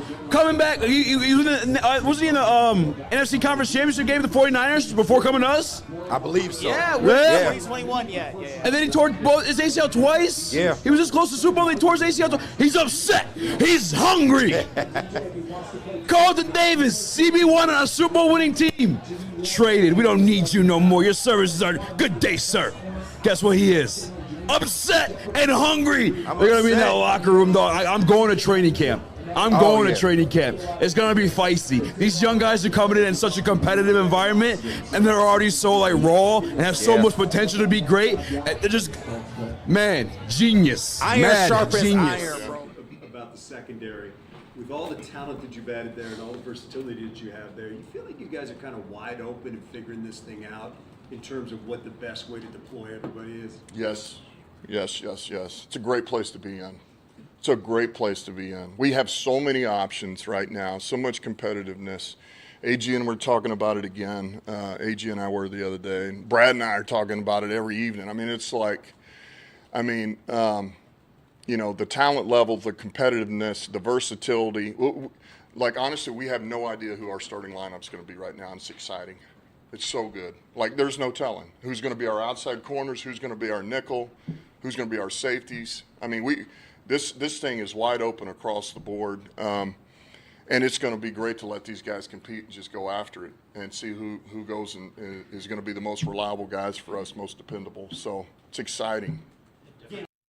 It's the confirmation bias I didn't necessarily need, because you put on the tape and you see it in all these guys. They're all very competitive. They obviously made it to this level for a reason, right? But it's the confirmation bias that they're put in that room. They're all going to compete. They all can fit, like you said earlier at the beginning of the show, versatile roles. And they're able to deploy them in any way, shape, or form. I mean, I always bring up the Chicago Bears reference just because it's interdivisional and they have could probably end up being one of the nastiest wide receiving corps in the league between DJ Moore, Keenan Allen, and Rome Odunze. We have the secondary to battle that. I've been talking about it like the past year. I don't think it's just one wide receiver that does it for these teams. I think it's wide receiving platoons. We have the platoon to defend that in the cornerback room officially now. And just to hear the coach reaffirm that, brother, it's got me going. Yeah, you put a bunch of starved dogs in a room and the strongest ones are going to come out survived. And like when you have all of these guys you're throwing to the wolves in training camp that all have chips on their shoulders, that are all trying to make a name for themselves or confirm the name they already have, they are going to be battling in camp. It's iron on iron. It is fire with fire. It is to bring the best out of these guys, and you love to see it. Like, this is so awesome for the Lions camp. We talked about it last year, but this year is even more on a different level with the young dogs he brought in. And you talked about having that cornerback room to go up against wide receiver rooms. Like, look at the NFC North. You got the Bears with Rome Odunze, Keenan Allen. Who are you going to put on Rome Odunze, Keenan Allen? You got Carlton Davis, the big long body hands guy that you're going to put on him one-on-one. And then you've got DJ Moore, a speedster on the outside. You got a guy like Amik Robertson to put out there and follow him around. You look at the Minnesota Vikings. You got a guy in Justin Jefferson on the outside. You're going to put Carlton Davis, big, tall, lanky cornerback on him. A guy in Addison who's going to be in the spot. You got an Amik Robertson to put on him. Same with the Packers. You got Christian Watson on the outside. You put Carlton Davis on him. Jaden Reed. You'd rather have a guy like Amik Robertson. It is matchups. It is fit. And it is just building this team. Like I said, that everybody took shots on me for Twitter so that a player of Kendall Vildor's ilk will never play meaningful snaps in an NFC championship game again for the Detroit Lions. Brad Holmes went into this offseason with a mission that was his goal. That will never happen to this franchise again. Because when you have 4 dudes ahead of you on the depth chart now, after being the guy that was starting in the NFC Championship game, obviously the play wasn't up to snuff. So you go out there, you improve the room, and you say, let the best man win. And it could be Kendall Vildor. Maybe Kendall Vildor takes his jump and beats out everybody. Highly doubtful. But still, it's just going to be dogs on dogs in training camp, and it's going to be fun to watch. I don't hate Kendall Vildor in the same elk that you do, but yeah. I mean, for that guy. I don't hate him. He's just not good enough to be that guy in the NFC Championship game, flat out. And Brad Holmes knows that. That's why you got 4 players to put ahead of him. For sure. And now you have him as a depth piece, right? A guy that at one point helped got you there in Kendall Vildor. Now, again, that's what he said, your 3rd, 4th reserve guy. He'll break glass case of emergency, Nick. Yeah, the 3 words Dan Campbell said about Amik Robertson: compete, feisty, versatility. The dude is a 5'9" cornerback in the NFL. You need those 3 things, and the thing that stands out to me the most is his tenacity. He brings that dog mentality that you have to have as an undersized cornerback. He honestly is ready for the fight. I love the fact that we brought on Terrion and Rakestraw as well to go with Carlton Davis. Amik has that dog in him, though. You're a 5'9" cornerback. You are going to get looked over. He had to bring this attitude into this locker room. Obviously, Dan Campbell just said it. He's already a locker room fit. I love that we brought in Amik Robertson to add to this secondary. I'm very excited for the Detroit Lions defense. It's been bad, right? So to be somewhere where we're comfortable to speak on it confidently, and then to hear the coaches again echo these same things, the same reasons why. Yeah, it just feels like something's finally truly turning the corner. Like Cam Sutton last year gave up the most yards in the NFL in coverage. Yep, and he was your best cornerback. That is not okay. That is not winning football. That is not championship caliber defense. Now that's why you got 4 guys that are going to be better than that for 5 this year, guys, for your and Super fries. Bowl run. You got anything before we go to break? Dog, absolute dog. All right, guys, I got to tell you about Swiss Insurance. Best in the game. Make sure those rates are climbing up on you. Make sure deductibles aren't doing the same. Contact my guy, Mark, today. It's mark@swissins.com. Again, it's mark@swissins.com. We don't like to brag that we are the toughest sports network in Detroit, but we do have a guy named Darren McCarty on our side. Woodward Sports. Oh, let me just say, I love Planet Fitness. Trying out Planet Fitness, and dang, they got lots of equipment. Not me getting a Planet Fitness membership just for the 24-hour perk. Listen, the PF Black Card is worth every penny for this hydro massage. I'm a new man. Did y'all know that the PF app has workouts you can do at home? Cheapest therapy I can find is Planet Fitness. All the benefits, all for less. Planet Fitness, big fitness energy for all. The game is won in the trenches, and our big fellas don't mess around. The Woodward Heavyweights on Woodward Sports. Love Woodward Sports? Love wearing clothes? Then you should be wearing Woodward Sports clothes. Check out our full line of merch at woodwardsports.com. Just click on shop. We have all your favorite designs, like Dan Campbell kneecaps, Woodward golf, and of course, our own logoed out merchandise. Men, women, infants, kids all love Woodward Sports. Impress your friends. Impress your boss. Impress your dog. Buy Woodward Sports merch today. Congratulations to the real coach of the year, Motor City Dan Campbell. Just put your head down and go to work. It's about to be fun, man. It's about to be fun. Woodward Sports. Oh, actually, it's kind of short. Soroki's. Let me tell you about Soroki's Crispy Chicken and Pizza. Soroki's Crispy Chicken and Pizza are popping up all over Michigan. Locations are everywhere. Make sure you tap in. Known for their hand-battered, hand-breaded, delicious chicken and New York-style pizza. You can stop in at any mega station near you or go to Sorokis.com to figure out where you can get some of this great food. What up, though? Welcome back to World Heavyweights Live, WorldSports.com. My boy Easy Joe, my guy Spin More Racks. What up, though? Young Chris is not here, but we got Unky Skeet with us. Nicholas Koloff, a.k.a. Detroit Mario. Smash that like button, be a friend, tell a friend, share the stream. This one, I just feel like this topic's almost been beaten to death a little bit. That's why I can kind of get out the way. Because I also want to give this guy his praise, but we've been talking about the wide receiver 3. Mm-hmm. Obviously, I think everyone thinks DBJ is going to be it. But is anybody counting out Antoine Green? Was basically what Dan Campbell was asked today, and he had this to say. Yeah, I think that's another one of those, like you asked about Bijo. I would say AG was another guy. By the end of the year, we felt improvement. There was a noticeable difference from the time he walked in here to the end of this season, just what he was doing on scout team for us. And he played a little bit at the end of the year, but those targets were going other places. But we saw significant growth. You know, we saw speed. We saw speed on the releases. You know, a smart football player, knew the offense. And so really, you know, having high hopes, came in early this camp. Now, you know, he had a little bit of an injury last week, so we didn't get to really see him. He'll be back up doing a little bit of individual and stuff. So it's hard to say, you know, I mean, that progress is on hold because we weren't able to get him out there last week. But certainly we like the player, and there's enough to let's see what happens in camp. You know, he's another guy. Let him go compete.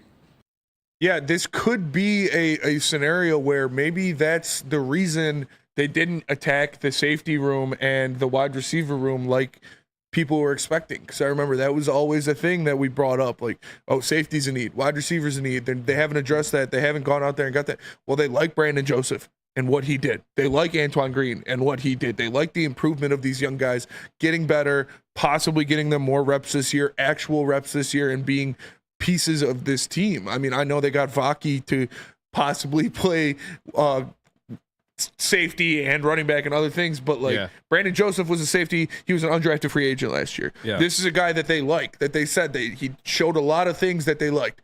Antoine Green, he was a guy they got in the 6th or 7th round last year. This is a guy we saw some of the stuff he did in preseason where he was taking some balls to the house. Pause. We saw him get some work at the end of the season that Dan Campbell mentioned, even though he wasn't really getting the touches, but he's out there running routes. These are guys that they're progressing through their system that they like to see growth from. I hope it's the case. You guys, if you want to be wrong about something, that was one. Antoine Green, I thought he'd break out immediately, and not break out in terms of be a star or anything like that, but I thought he'd be a contributing piece to this offense. I even once at some point last year, I started him in a fantasy game. I thought Josh Reynolds was going to be out. He ended up last minute playing, and obviously that hurt. He got the one catch, though. Give him that. But regardless of the fact, I think we've learned that over the years, too, is that this offense, this quarterback, it takes time, right? It's not going to work right away. But to hear that he's been putting in the work, you're grateful for it. The injury thing, though, obviously not able to get as many reps as they want him to. That concerns me a little bit with these faster, speedier guys. And I only bring that up, too, because I saw this article about Christian Watson. I don't know if you guys saw the same. He went to the University of Wisconsin for this NFL funded study. Yeah, because he can't walk right or whatever. The hamstrings. Yeah. It was him, and there's another player on their team too. Both speedy guys. We talked about this at Dispo last year too. For some reason, you ever notice a lot of the faster guys in the league always come up with these hamstring injuries. Mm-hmm. Well, it turned out with Christian Watson's scenario, his right hamstring was 20% less muscle mass than his left. And obviously, they had to work on evening that out. I think now, ever I read, it was 4 to 9%. Closer within range now, too. But I'm wondering if that's something for Antoine Green, Jameson Williams, Jahmyr Gibbs, all guys, again, speedy guys that suffered hamstring injuries for Detroit Lions last year. It very well could be. Humans aren't built to go that fast. Humans aren't supposed to be that athletic. So it could definitely be a thing. But I'm not too worried about it. When it comes to Antoine Green, guys, what can you really expect out of your 5th wide receiver? That's where I'm at with Antoine Green. That's what I think he is on this team. I think he's a break glass in case of emergency kind of wide receiver that maybe gets some snaps in a game if somebody's hurt. But Khalif's in front of him, DPJ's in front of him. Obviously, J-Mo and Saint are in front of him right now. I don't know what you can expect out of a fifth guy. You can't really expect much from him. And I think that's what Dan Campbell is saying. Like, don't expect this guy to be a freak of nature out there. Don't expect him to be this all-star or Pro Bowl or anything like that. But they like what they're seeing out of him, and he's going to continue to progress in his role. And when guys move on, when other people move on, maybe he gets a snap. If somebody goes down, maybe he gets some looks. But I don't expect him to be a contributor really at all next year. Yeah, developmental 7th rounder. Yeah. That's what he is, I think, in my eyes. But if he can, continuously make plays, then maybe he can, get some snaps. Yeah, it sounds like health is a thing getting his way right now. I was talking to our guy Doc Macaroon, too. So he was getting reps with the first team last week before that injury. So we'll see. But that was when, 20 people were out, right? Yeah, but I think last week was second week still, though. Yeah. But again, though, I mean, what do you take away in camps? I don't know if there's too many starting roles to take away in OTAs versus like a training camp.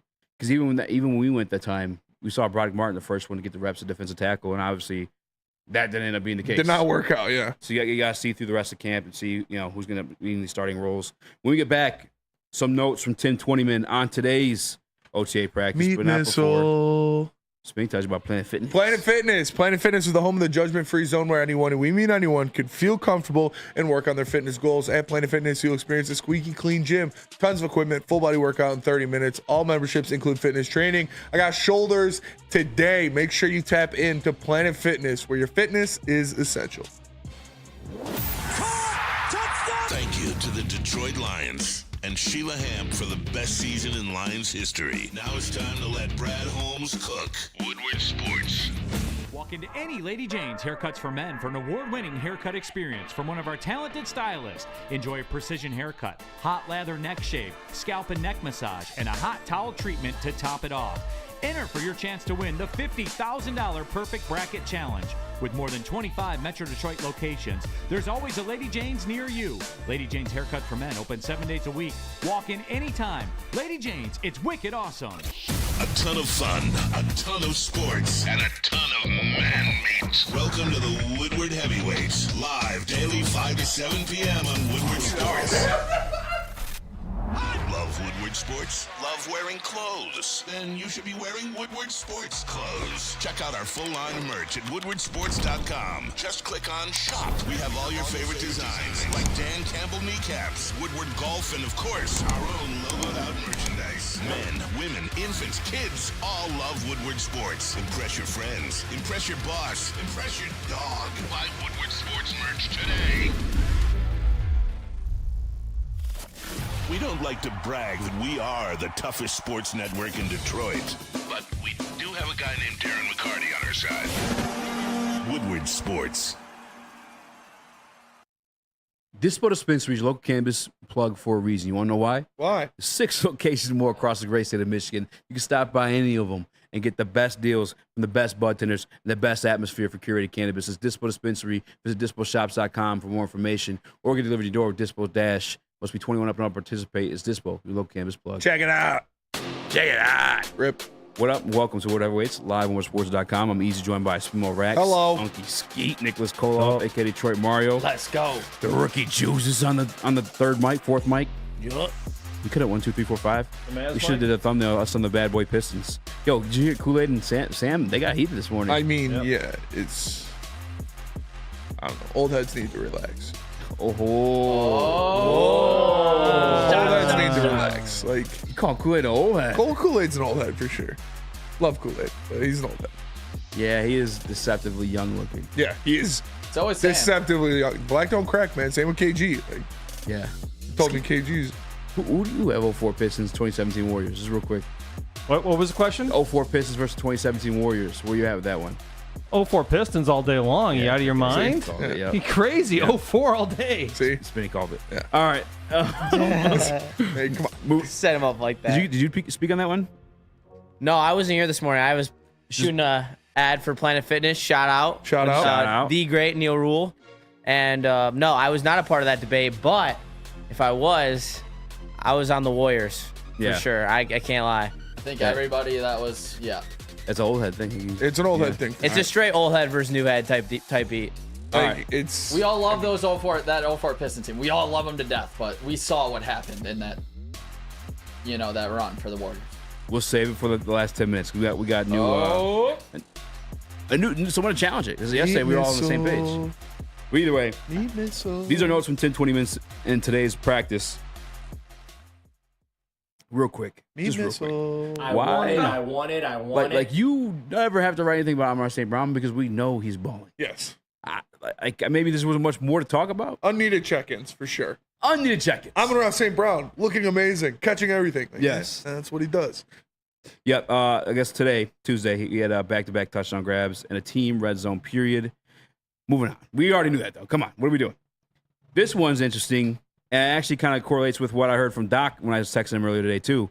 He's also at practice. It says, so the Burbs charting QBs, all right? So the team ran a 7-on-7 red zone drill to end practice with each of the 3 quarterbacks getting 2 separate sets of 4 reps apiece. There's a lot of numbers in that one. That's like a word problem. Yeah. That was crazy. Johnny has 12 apples. Yeah. Why the fuck does Johnny have so many apples? Either way, here's how they finished. Goff finished 3 of 8. However, he had 2 touchdown passes, both of them were to Khalif Raymond. He went 0 for 4 in the last rep with the first team offense and threw an interception that Campbell baited him into. Mm-hmm. Meat missile. He had 2 picks off Goff today. Did he? Yeah. Wow. It was a fine play by the second-year linebacker. Again, confirmation bias from your boys on here, truly. We told you, year 2 Jack Campbell going to be a prop. Yes.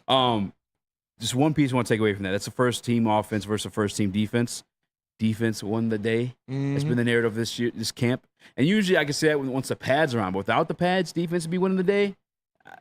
I don't know if that should be the case. These boys coverage might be turning something. Them coverage skills. Hendon Hooker, he was 4 of 8 with a touchdown pass or 2 touchdown passes, 1 to Khalif Raymond and 1 he threw to Sione Vaki. Yeah, he threw a pick 6, I think, to Branch or I thought it was Campbell.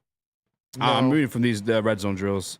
He was 4 of 8 with 2 touchdown passes, 1 to Raymond, 1 to Sione Vaki, wide receiver Maurice Alexander, and wide receiver Dante People-Jones. That's more than 2 touchdown passes. Oh, touchdown passes. Oh, damn. All 4 of them were touchdown passes. Yeah. Oh, damn. Yeah, Hooker had 4 touchdowns. Okay, Hooker. Linebacker Malcolm Rodriguez dropped an interception, though. Overall, Hooker tended to hold on to the football a bit too long in the red zone drills and earned an ear of head coach Dan Campbell for taking a sack instead of throwing the ball away on a rep. An earful? IRE. Oh. Ear? Ear? The ire. Ire. It's an Irish thing for sure. Irish. Earned an ire of head coach Dan Campbell.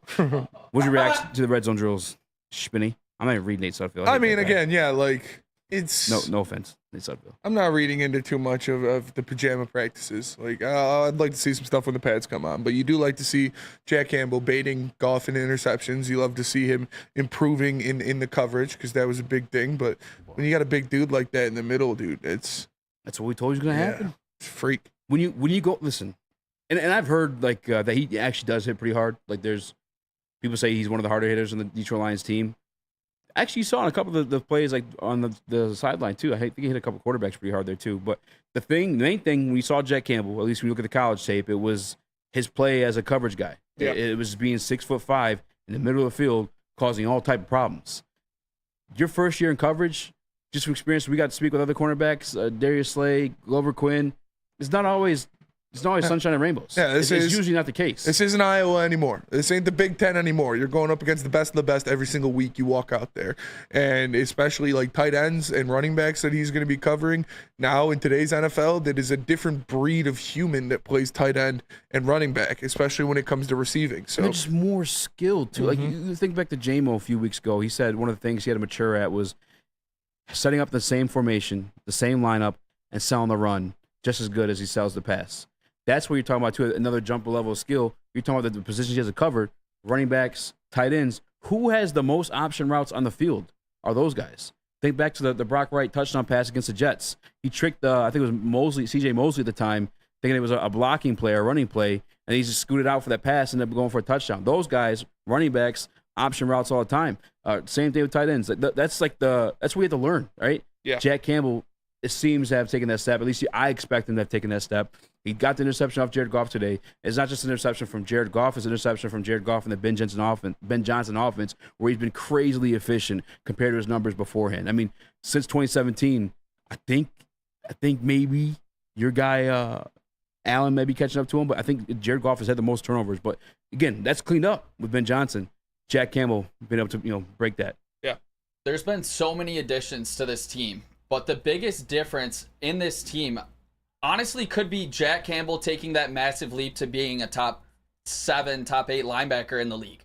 That would mean so much for this defense. You think about the blue chip guy on the line like Aiden Hutchinson getting to the passer. You think about Brian Branch in the back end. He can do absolutely everything. If Jack Campbell in the middle can clean everything up and be elite in the pass game, this defense looks way different going into next season. And it's scary if he takes that next step. You saw that Pro Football Flannel, PFF, they put out their top 32 linebackers, and the Lions didn't have anybody in that list. I thought it was a little disrespectful on Ansel. Wait. He was in the 32? Nobody was. No Lions players were. I thought it was a little disrespectful on Anzalone. I think Anzalone is at least a top 20 linebacker in the NFL. At least a top 32? What the fuck? At the very least top 32. But what Nick was saying about having a guy on all 3 levels is extremely important to a defense, and it's true. You look at San Fran's defense when they were really, really fucking good 2 years ago was because they had an all-pro at every level. They had Hufanga in the back end as an all-pro safety. They had Fred Warner in the middle as an all-pro linebacker, and they had Nick Bosa in the front as an all-pro defensive end. So when you have that at every level, and you have a defense who is designed to be called by a linebacker, and a guy named Captain fucking Jack, who is giving green dot energy 2 weeks into his second year. I like that nickname better, I'm not gonna lie. Captain Jack. Yeah. Like this is a match made in heaven for this guy, and putting the pieces around him to complement him. We talked about how DJ Reader is going to be a huge help for Jack Campbell because he is a run stuffer. We didn't have a run stuffer on this team last year. Our run stuffers last year were starving dogs and coming out of retirement homes. Like you have a legit dude on that defensive line now who can shut down a run game by him fucking self. So that allows Jack Campbell to see ball, hit ball, be a menace, be a freak of nature in the middle, and you don't have to sell out to stopping the run. That is going to help him a lot. Another year in the system is going to help him a lot. We talked about how much Kelvin Shepard has improved these linebackers after he gets his hands on them for a year or two, how much better they get. There has been multiple instances of that, and I don't think the most talented, highest rated, best prospect out of the entire group is going to be any different. I expect Jack Campbell to be a freak of nature next year. Saw a comment from TJ Waymo on the Woodward Sports chat. Says, I'm excited to see the defense, how the defense looks once the offense has their timing down. Brother, this is the 3rd year of the same offense. Brotherhood. I'm not brotherhooding you, but like Dan Campbell, going back to the stuff he said, I think last week he said that this is like going into football 401, right? Like this offense has been installed. I don't think there's a timing thing anymore. That's why I think there's more credit to this defense, which actually has more new pieces. They're the ones working on their timing and the cadence and just respecting what the guys around them are good at and what they're not good at, not allowing themselves to overcompensate. I think that's, again, a nod to the defense and just additions from Brad Holmes and company. We said it multiple times throughout the show. I'm excited to see this defense. I want to make sure it's a real deal, but everything we're hearing, I feel like points to that. I have this one question though, real quick. DNC ENT in the Woodward Sports chat called us out a little bit. He said, guys, this is the same conversation we were having last year about CJ GJ, about Branch, about, I can't think of his name right now. Cam Sutton's the guy I was thinking about the entire time. Yeah. Mosley. I had the same response. And to hear me out if I'm saying that. Yeah. CJ GJ hurt. Yeah. Brian Branch ended up being a stud. Yeah. Sutton had it forced to play like CB1. That was never really asked of him beforehand. Yeah. And maybe Mosley also got hurt. Yeah. It's not the same. If Mosley didn't tear his ACL and Chauncey Gardner-Johnson didn't tear his pec, I bet that defense would have looked a lot better last year. Like, there's a reason we had those same conversations, is because those guys were very high-rated prospects they brought in. Unfortunately, 2 of them had basically season-ending injuries, so they never got that part of it. And when you're forcing Cam Sutton to play on an island, which is not what he excels at, he's going to get torched like he did. The other piece of it that wasn't, at least in my conversations last year, was Jack Campbell. I was the one saying I don't expect Jack Campbell to start week 1. I think it's going to take a little bit of time. We saw the time taken. He ended up taking a starting role towards the back end of the season. You made the NFC Conference Championship game, and now you're hearing him taking the next step.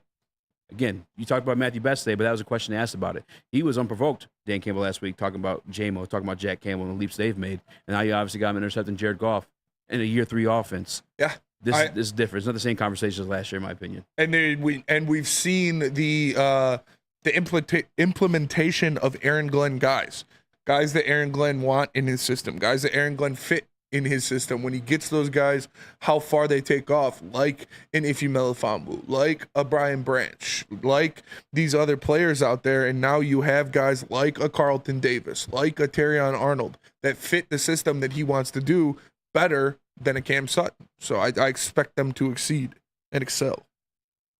Without further, you got anything, Nick, before we go to break? No, I just got a question for you guys for tomorrow that I'm going to pose, and it's going to be the ceiling of this defense and how high it can go with Jack Campbell taking this next leap. Captain Jack.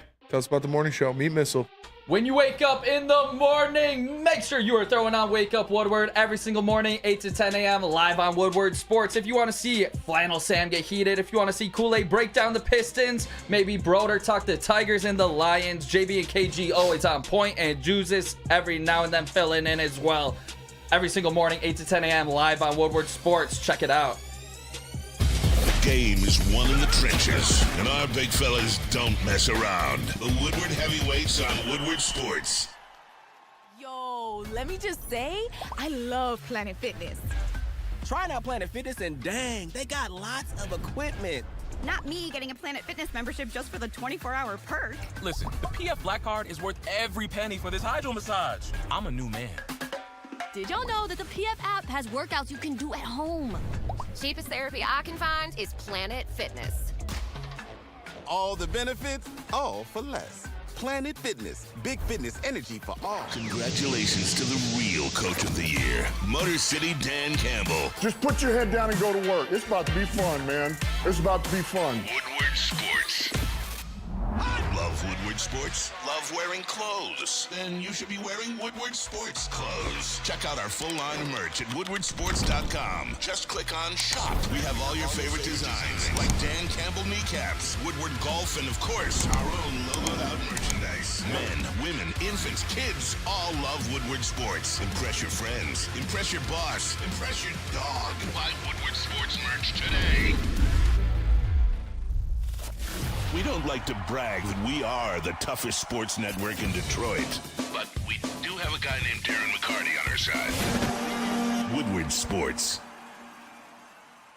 What happens when you run a great business for over 50 years? You expand and offer more products to more people. That's exactly what Les Stanford did by adding Les Stanford Buick GMC. The same great service the customers have come to know and trust on Woodward Avenue, just south of 9 Mile. Check out Les Stanford. God bless. Thank you. Check out Les Stanford in Dearborn and Dane. Find the brand you want at lesstanford.com. Les Stanford together. Let's ride. Let's ride. Let's ride. What up, though? Welcome back to World Heavyweights, liveworldsports.com. I'm Easy, joined by Swimo Rex. Hello. Uncle Skeet, Nicholas Koloff, a.k.a. Detroit Mario. Let's go. Smash that like button, be a friend, tell a friend, share the stream. We got some fun draft stuff coming up for you guys. Not like NFL draft, but just drafting quarterbacks has been popular these days. It's a hit. See, Colin Cowherd did it, which I was going to fry him because he did taking off of Goff, the whole thing where he wore the pilot hat. And he took Jared Goff over Joe Burrow. He took him over Jordan Love just for Jordan Love and Joe Burrow to fall over Goff in the quarterback draft that he did, not his show. But we'll get to that another day. I want to talk about other quarterbacks. Another former Detroit Lion quarterback is CJ Stroud, your guy. Mm-hmm. Say we took Stafford over Aaron Rodgers. You got that video, Pete? Yeah, I do. Yeah. You want to hear it? Yeah, check this out. Stafford, hey, Stafford another one, bro. He might be up there with Brady and them, bro. No, come on. No, bro. that's crazy. That's crazy. Yeah, that's that was crazy. crazy. Let me go You want me back. on? Hey, because look, look, dog, hold on. Before you do all this extra shit, I'm a student of the game. Stafford a dog. He bro. is a dog. No, you don't understand, bro. You saying that. That's all I watch. I don't watch nobody else. I watch Mahomes at times because Mahomes does some stuff that like you can't coach. Stafford, dog, he will beat you with the same thing every time. All that no lick stuff, I got that from bruh.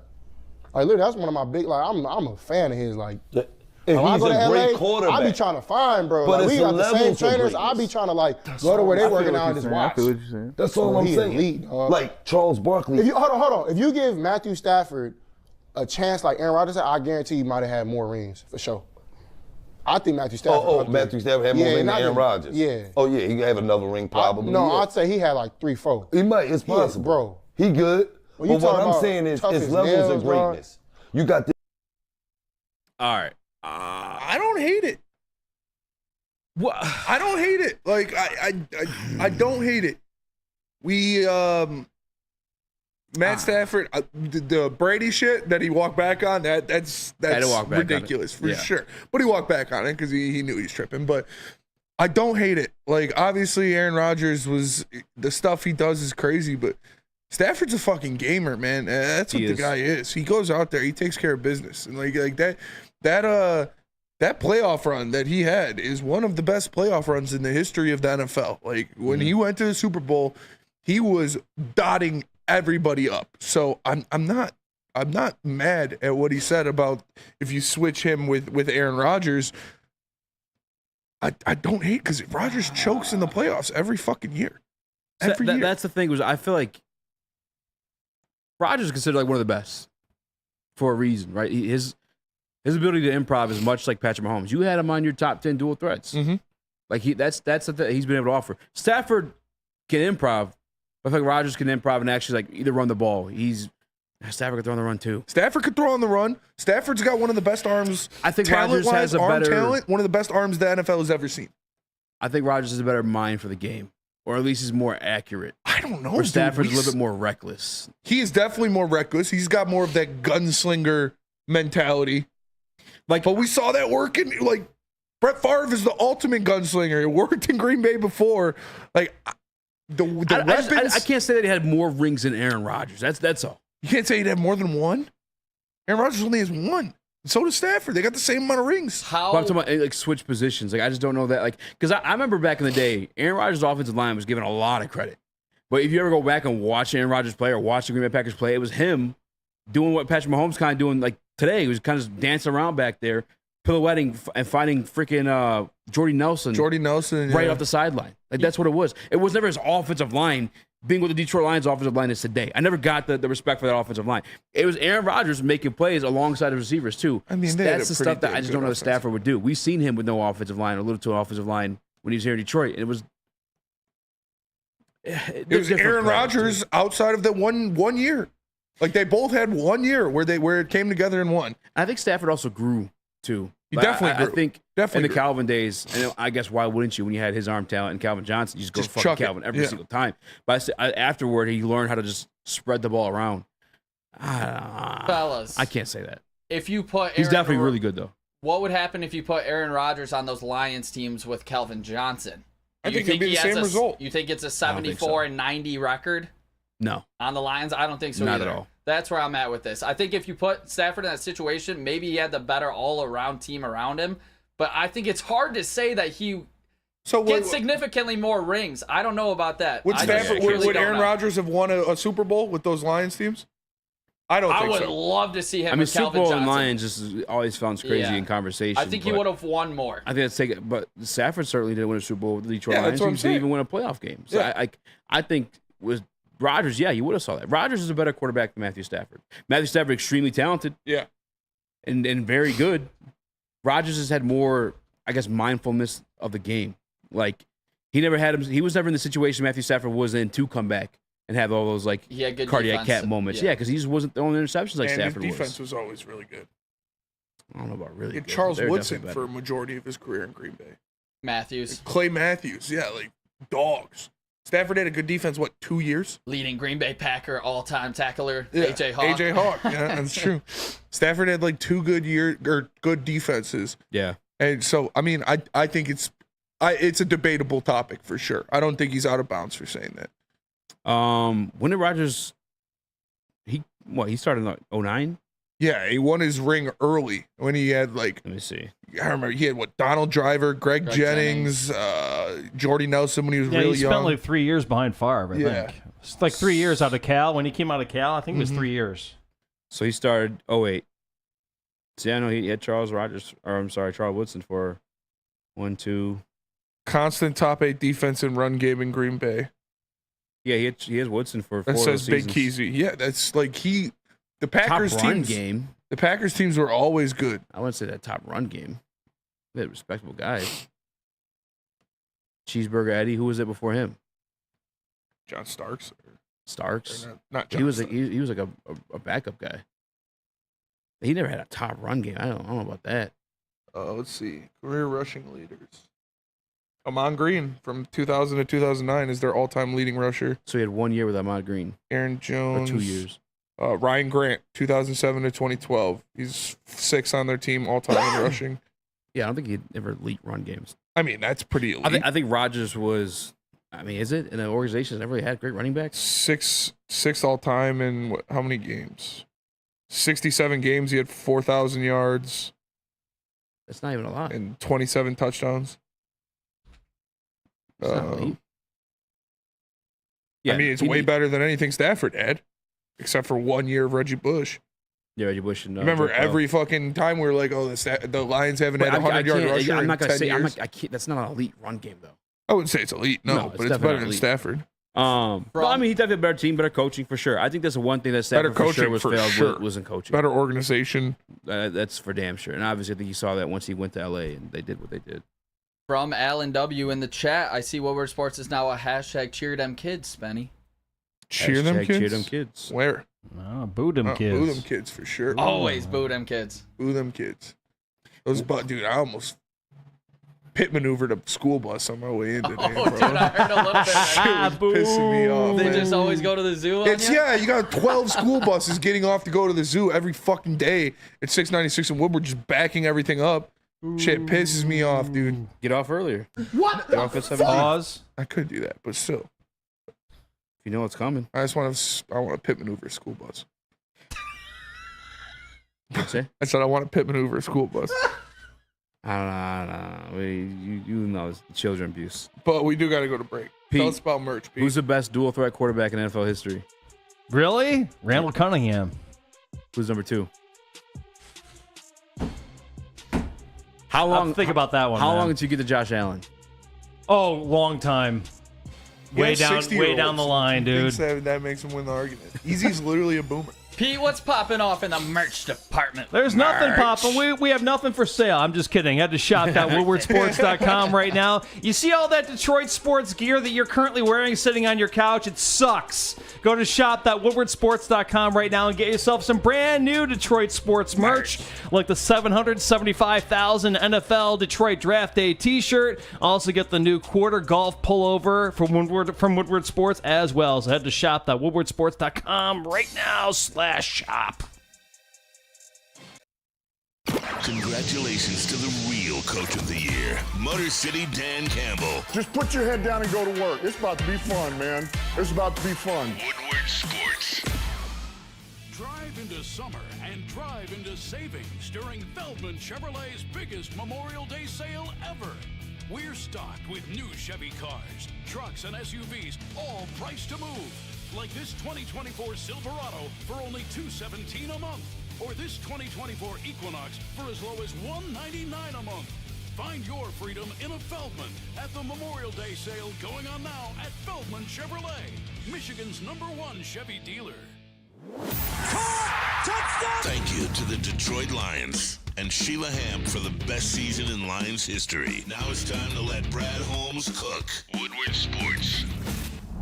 Love Woodward Sports? Love wearing clothes? Then you should be wearing Woodward Sports clothes. Check out our full line of merch at woodwardsports.com. Just click on shop. We have all your favorite designs, like Dan Campbell kneecaps, Woodward Golf, and of course, our own logoed out merchandise. Men, women, infants, kids all love Woodward Sports. Impress your friends. Impress your boss. Impress your dog. Buy Woodward Sports merch today. We don't like to brag that we are the toughest sports network in Detroit, but we do have a guy named Darren McCarty on our side. Woodward Sports. It's the Woodward Sports Injury Insider with Dr. Jeff Pierce, the medical director of Michigan Sports and Spine Center, every Tuesday on BDE Energy. And every Thursday on E&E, brought to you by the MRI Southfield, featuring the most advanced imaging and maximum patient comfort for over 20 years. MRISouthfield.com.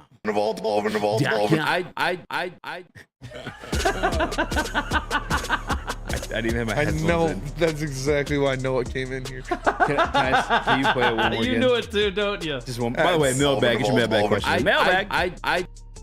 All right, I gotta do it again one time.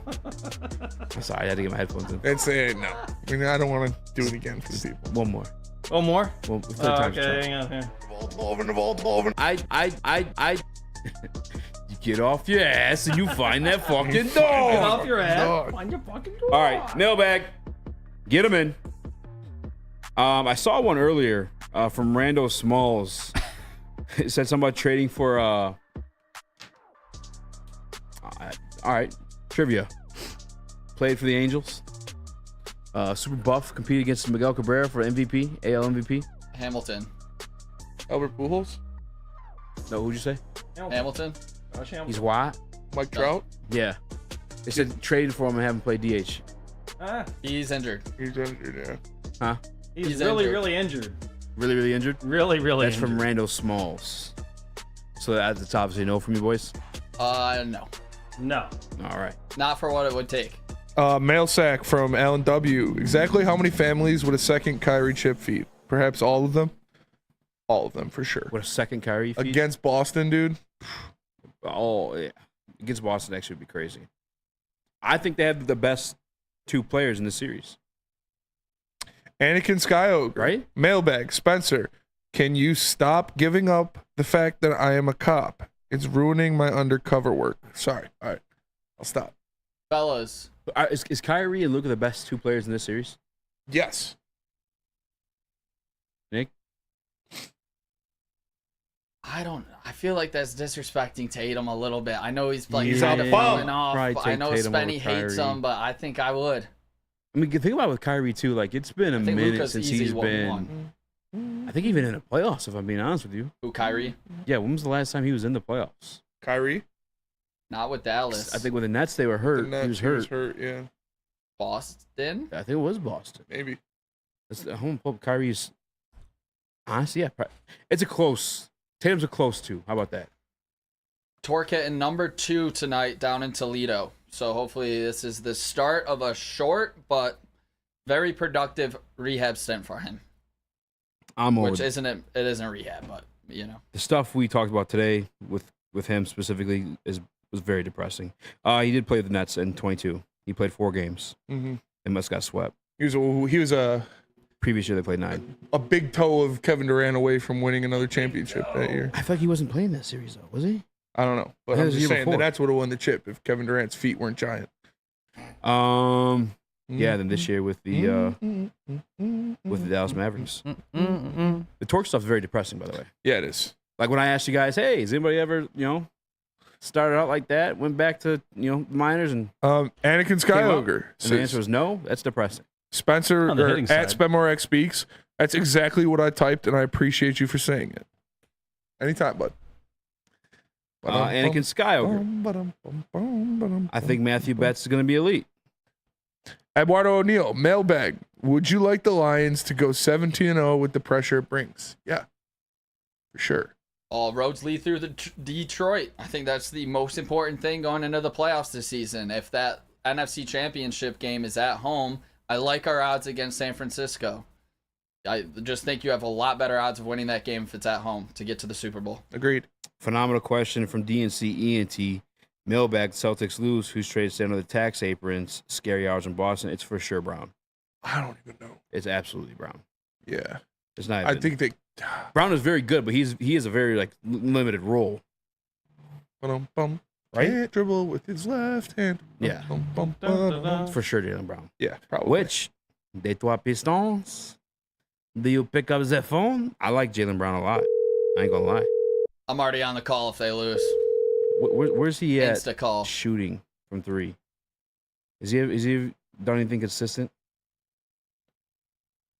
from 3 in his career? He's shooting. I gotta scroll down for this one. 36%. Sign me up. Go get him. Bring him home. above 35% every year outside his rookie season in 2019. Oh, no, 2023. He was actually pretty rough from 3. 33%. Oh, dude, give me that all day. Yes. Jalen Brown of the Pistons. I'd love that. Is it a fit? I lost him. He's just typing away. Yeah, it's a Jalen fit. Brown. I mean, Jalen Brown will fit on any team. He's a wing who can score. Wings win your rings. All right. I think we're just going to go. So he's just trolling you guys in the chat. All right, that'll do it for us today. Appreciate y'all tapping into the Woodward Heavyweights. Make sure you smash that like button. For Easy, for Pete, for Nick, I'm Spencer. We'll catch you guys tomorrow. Peace. Peace out.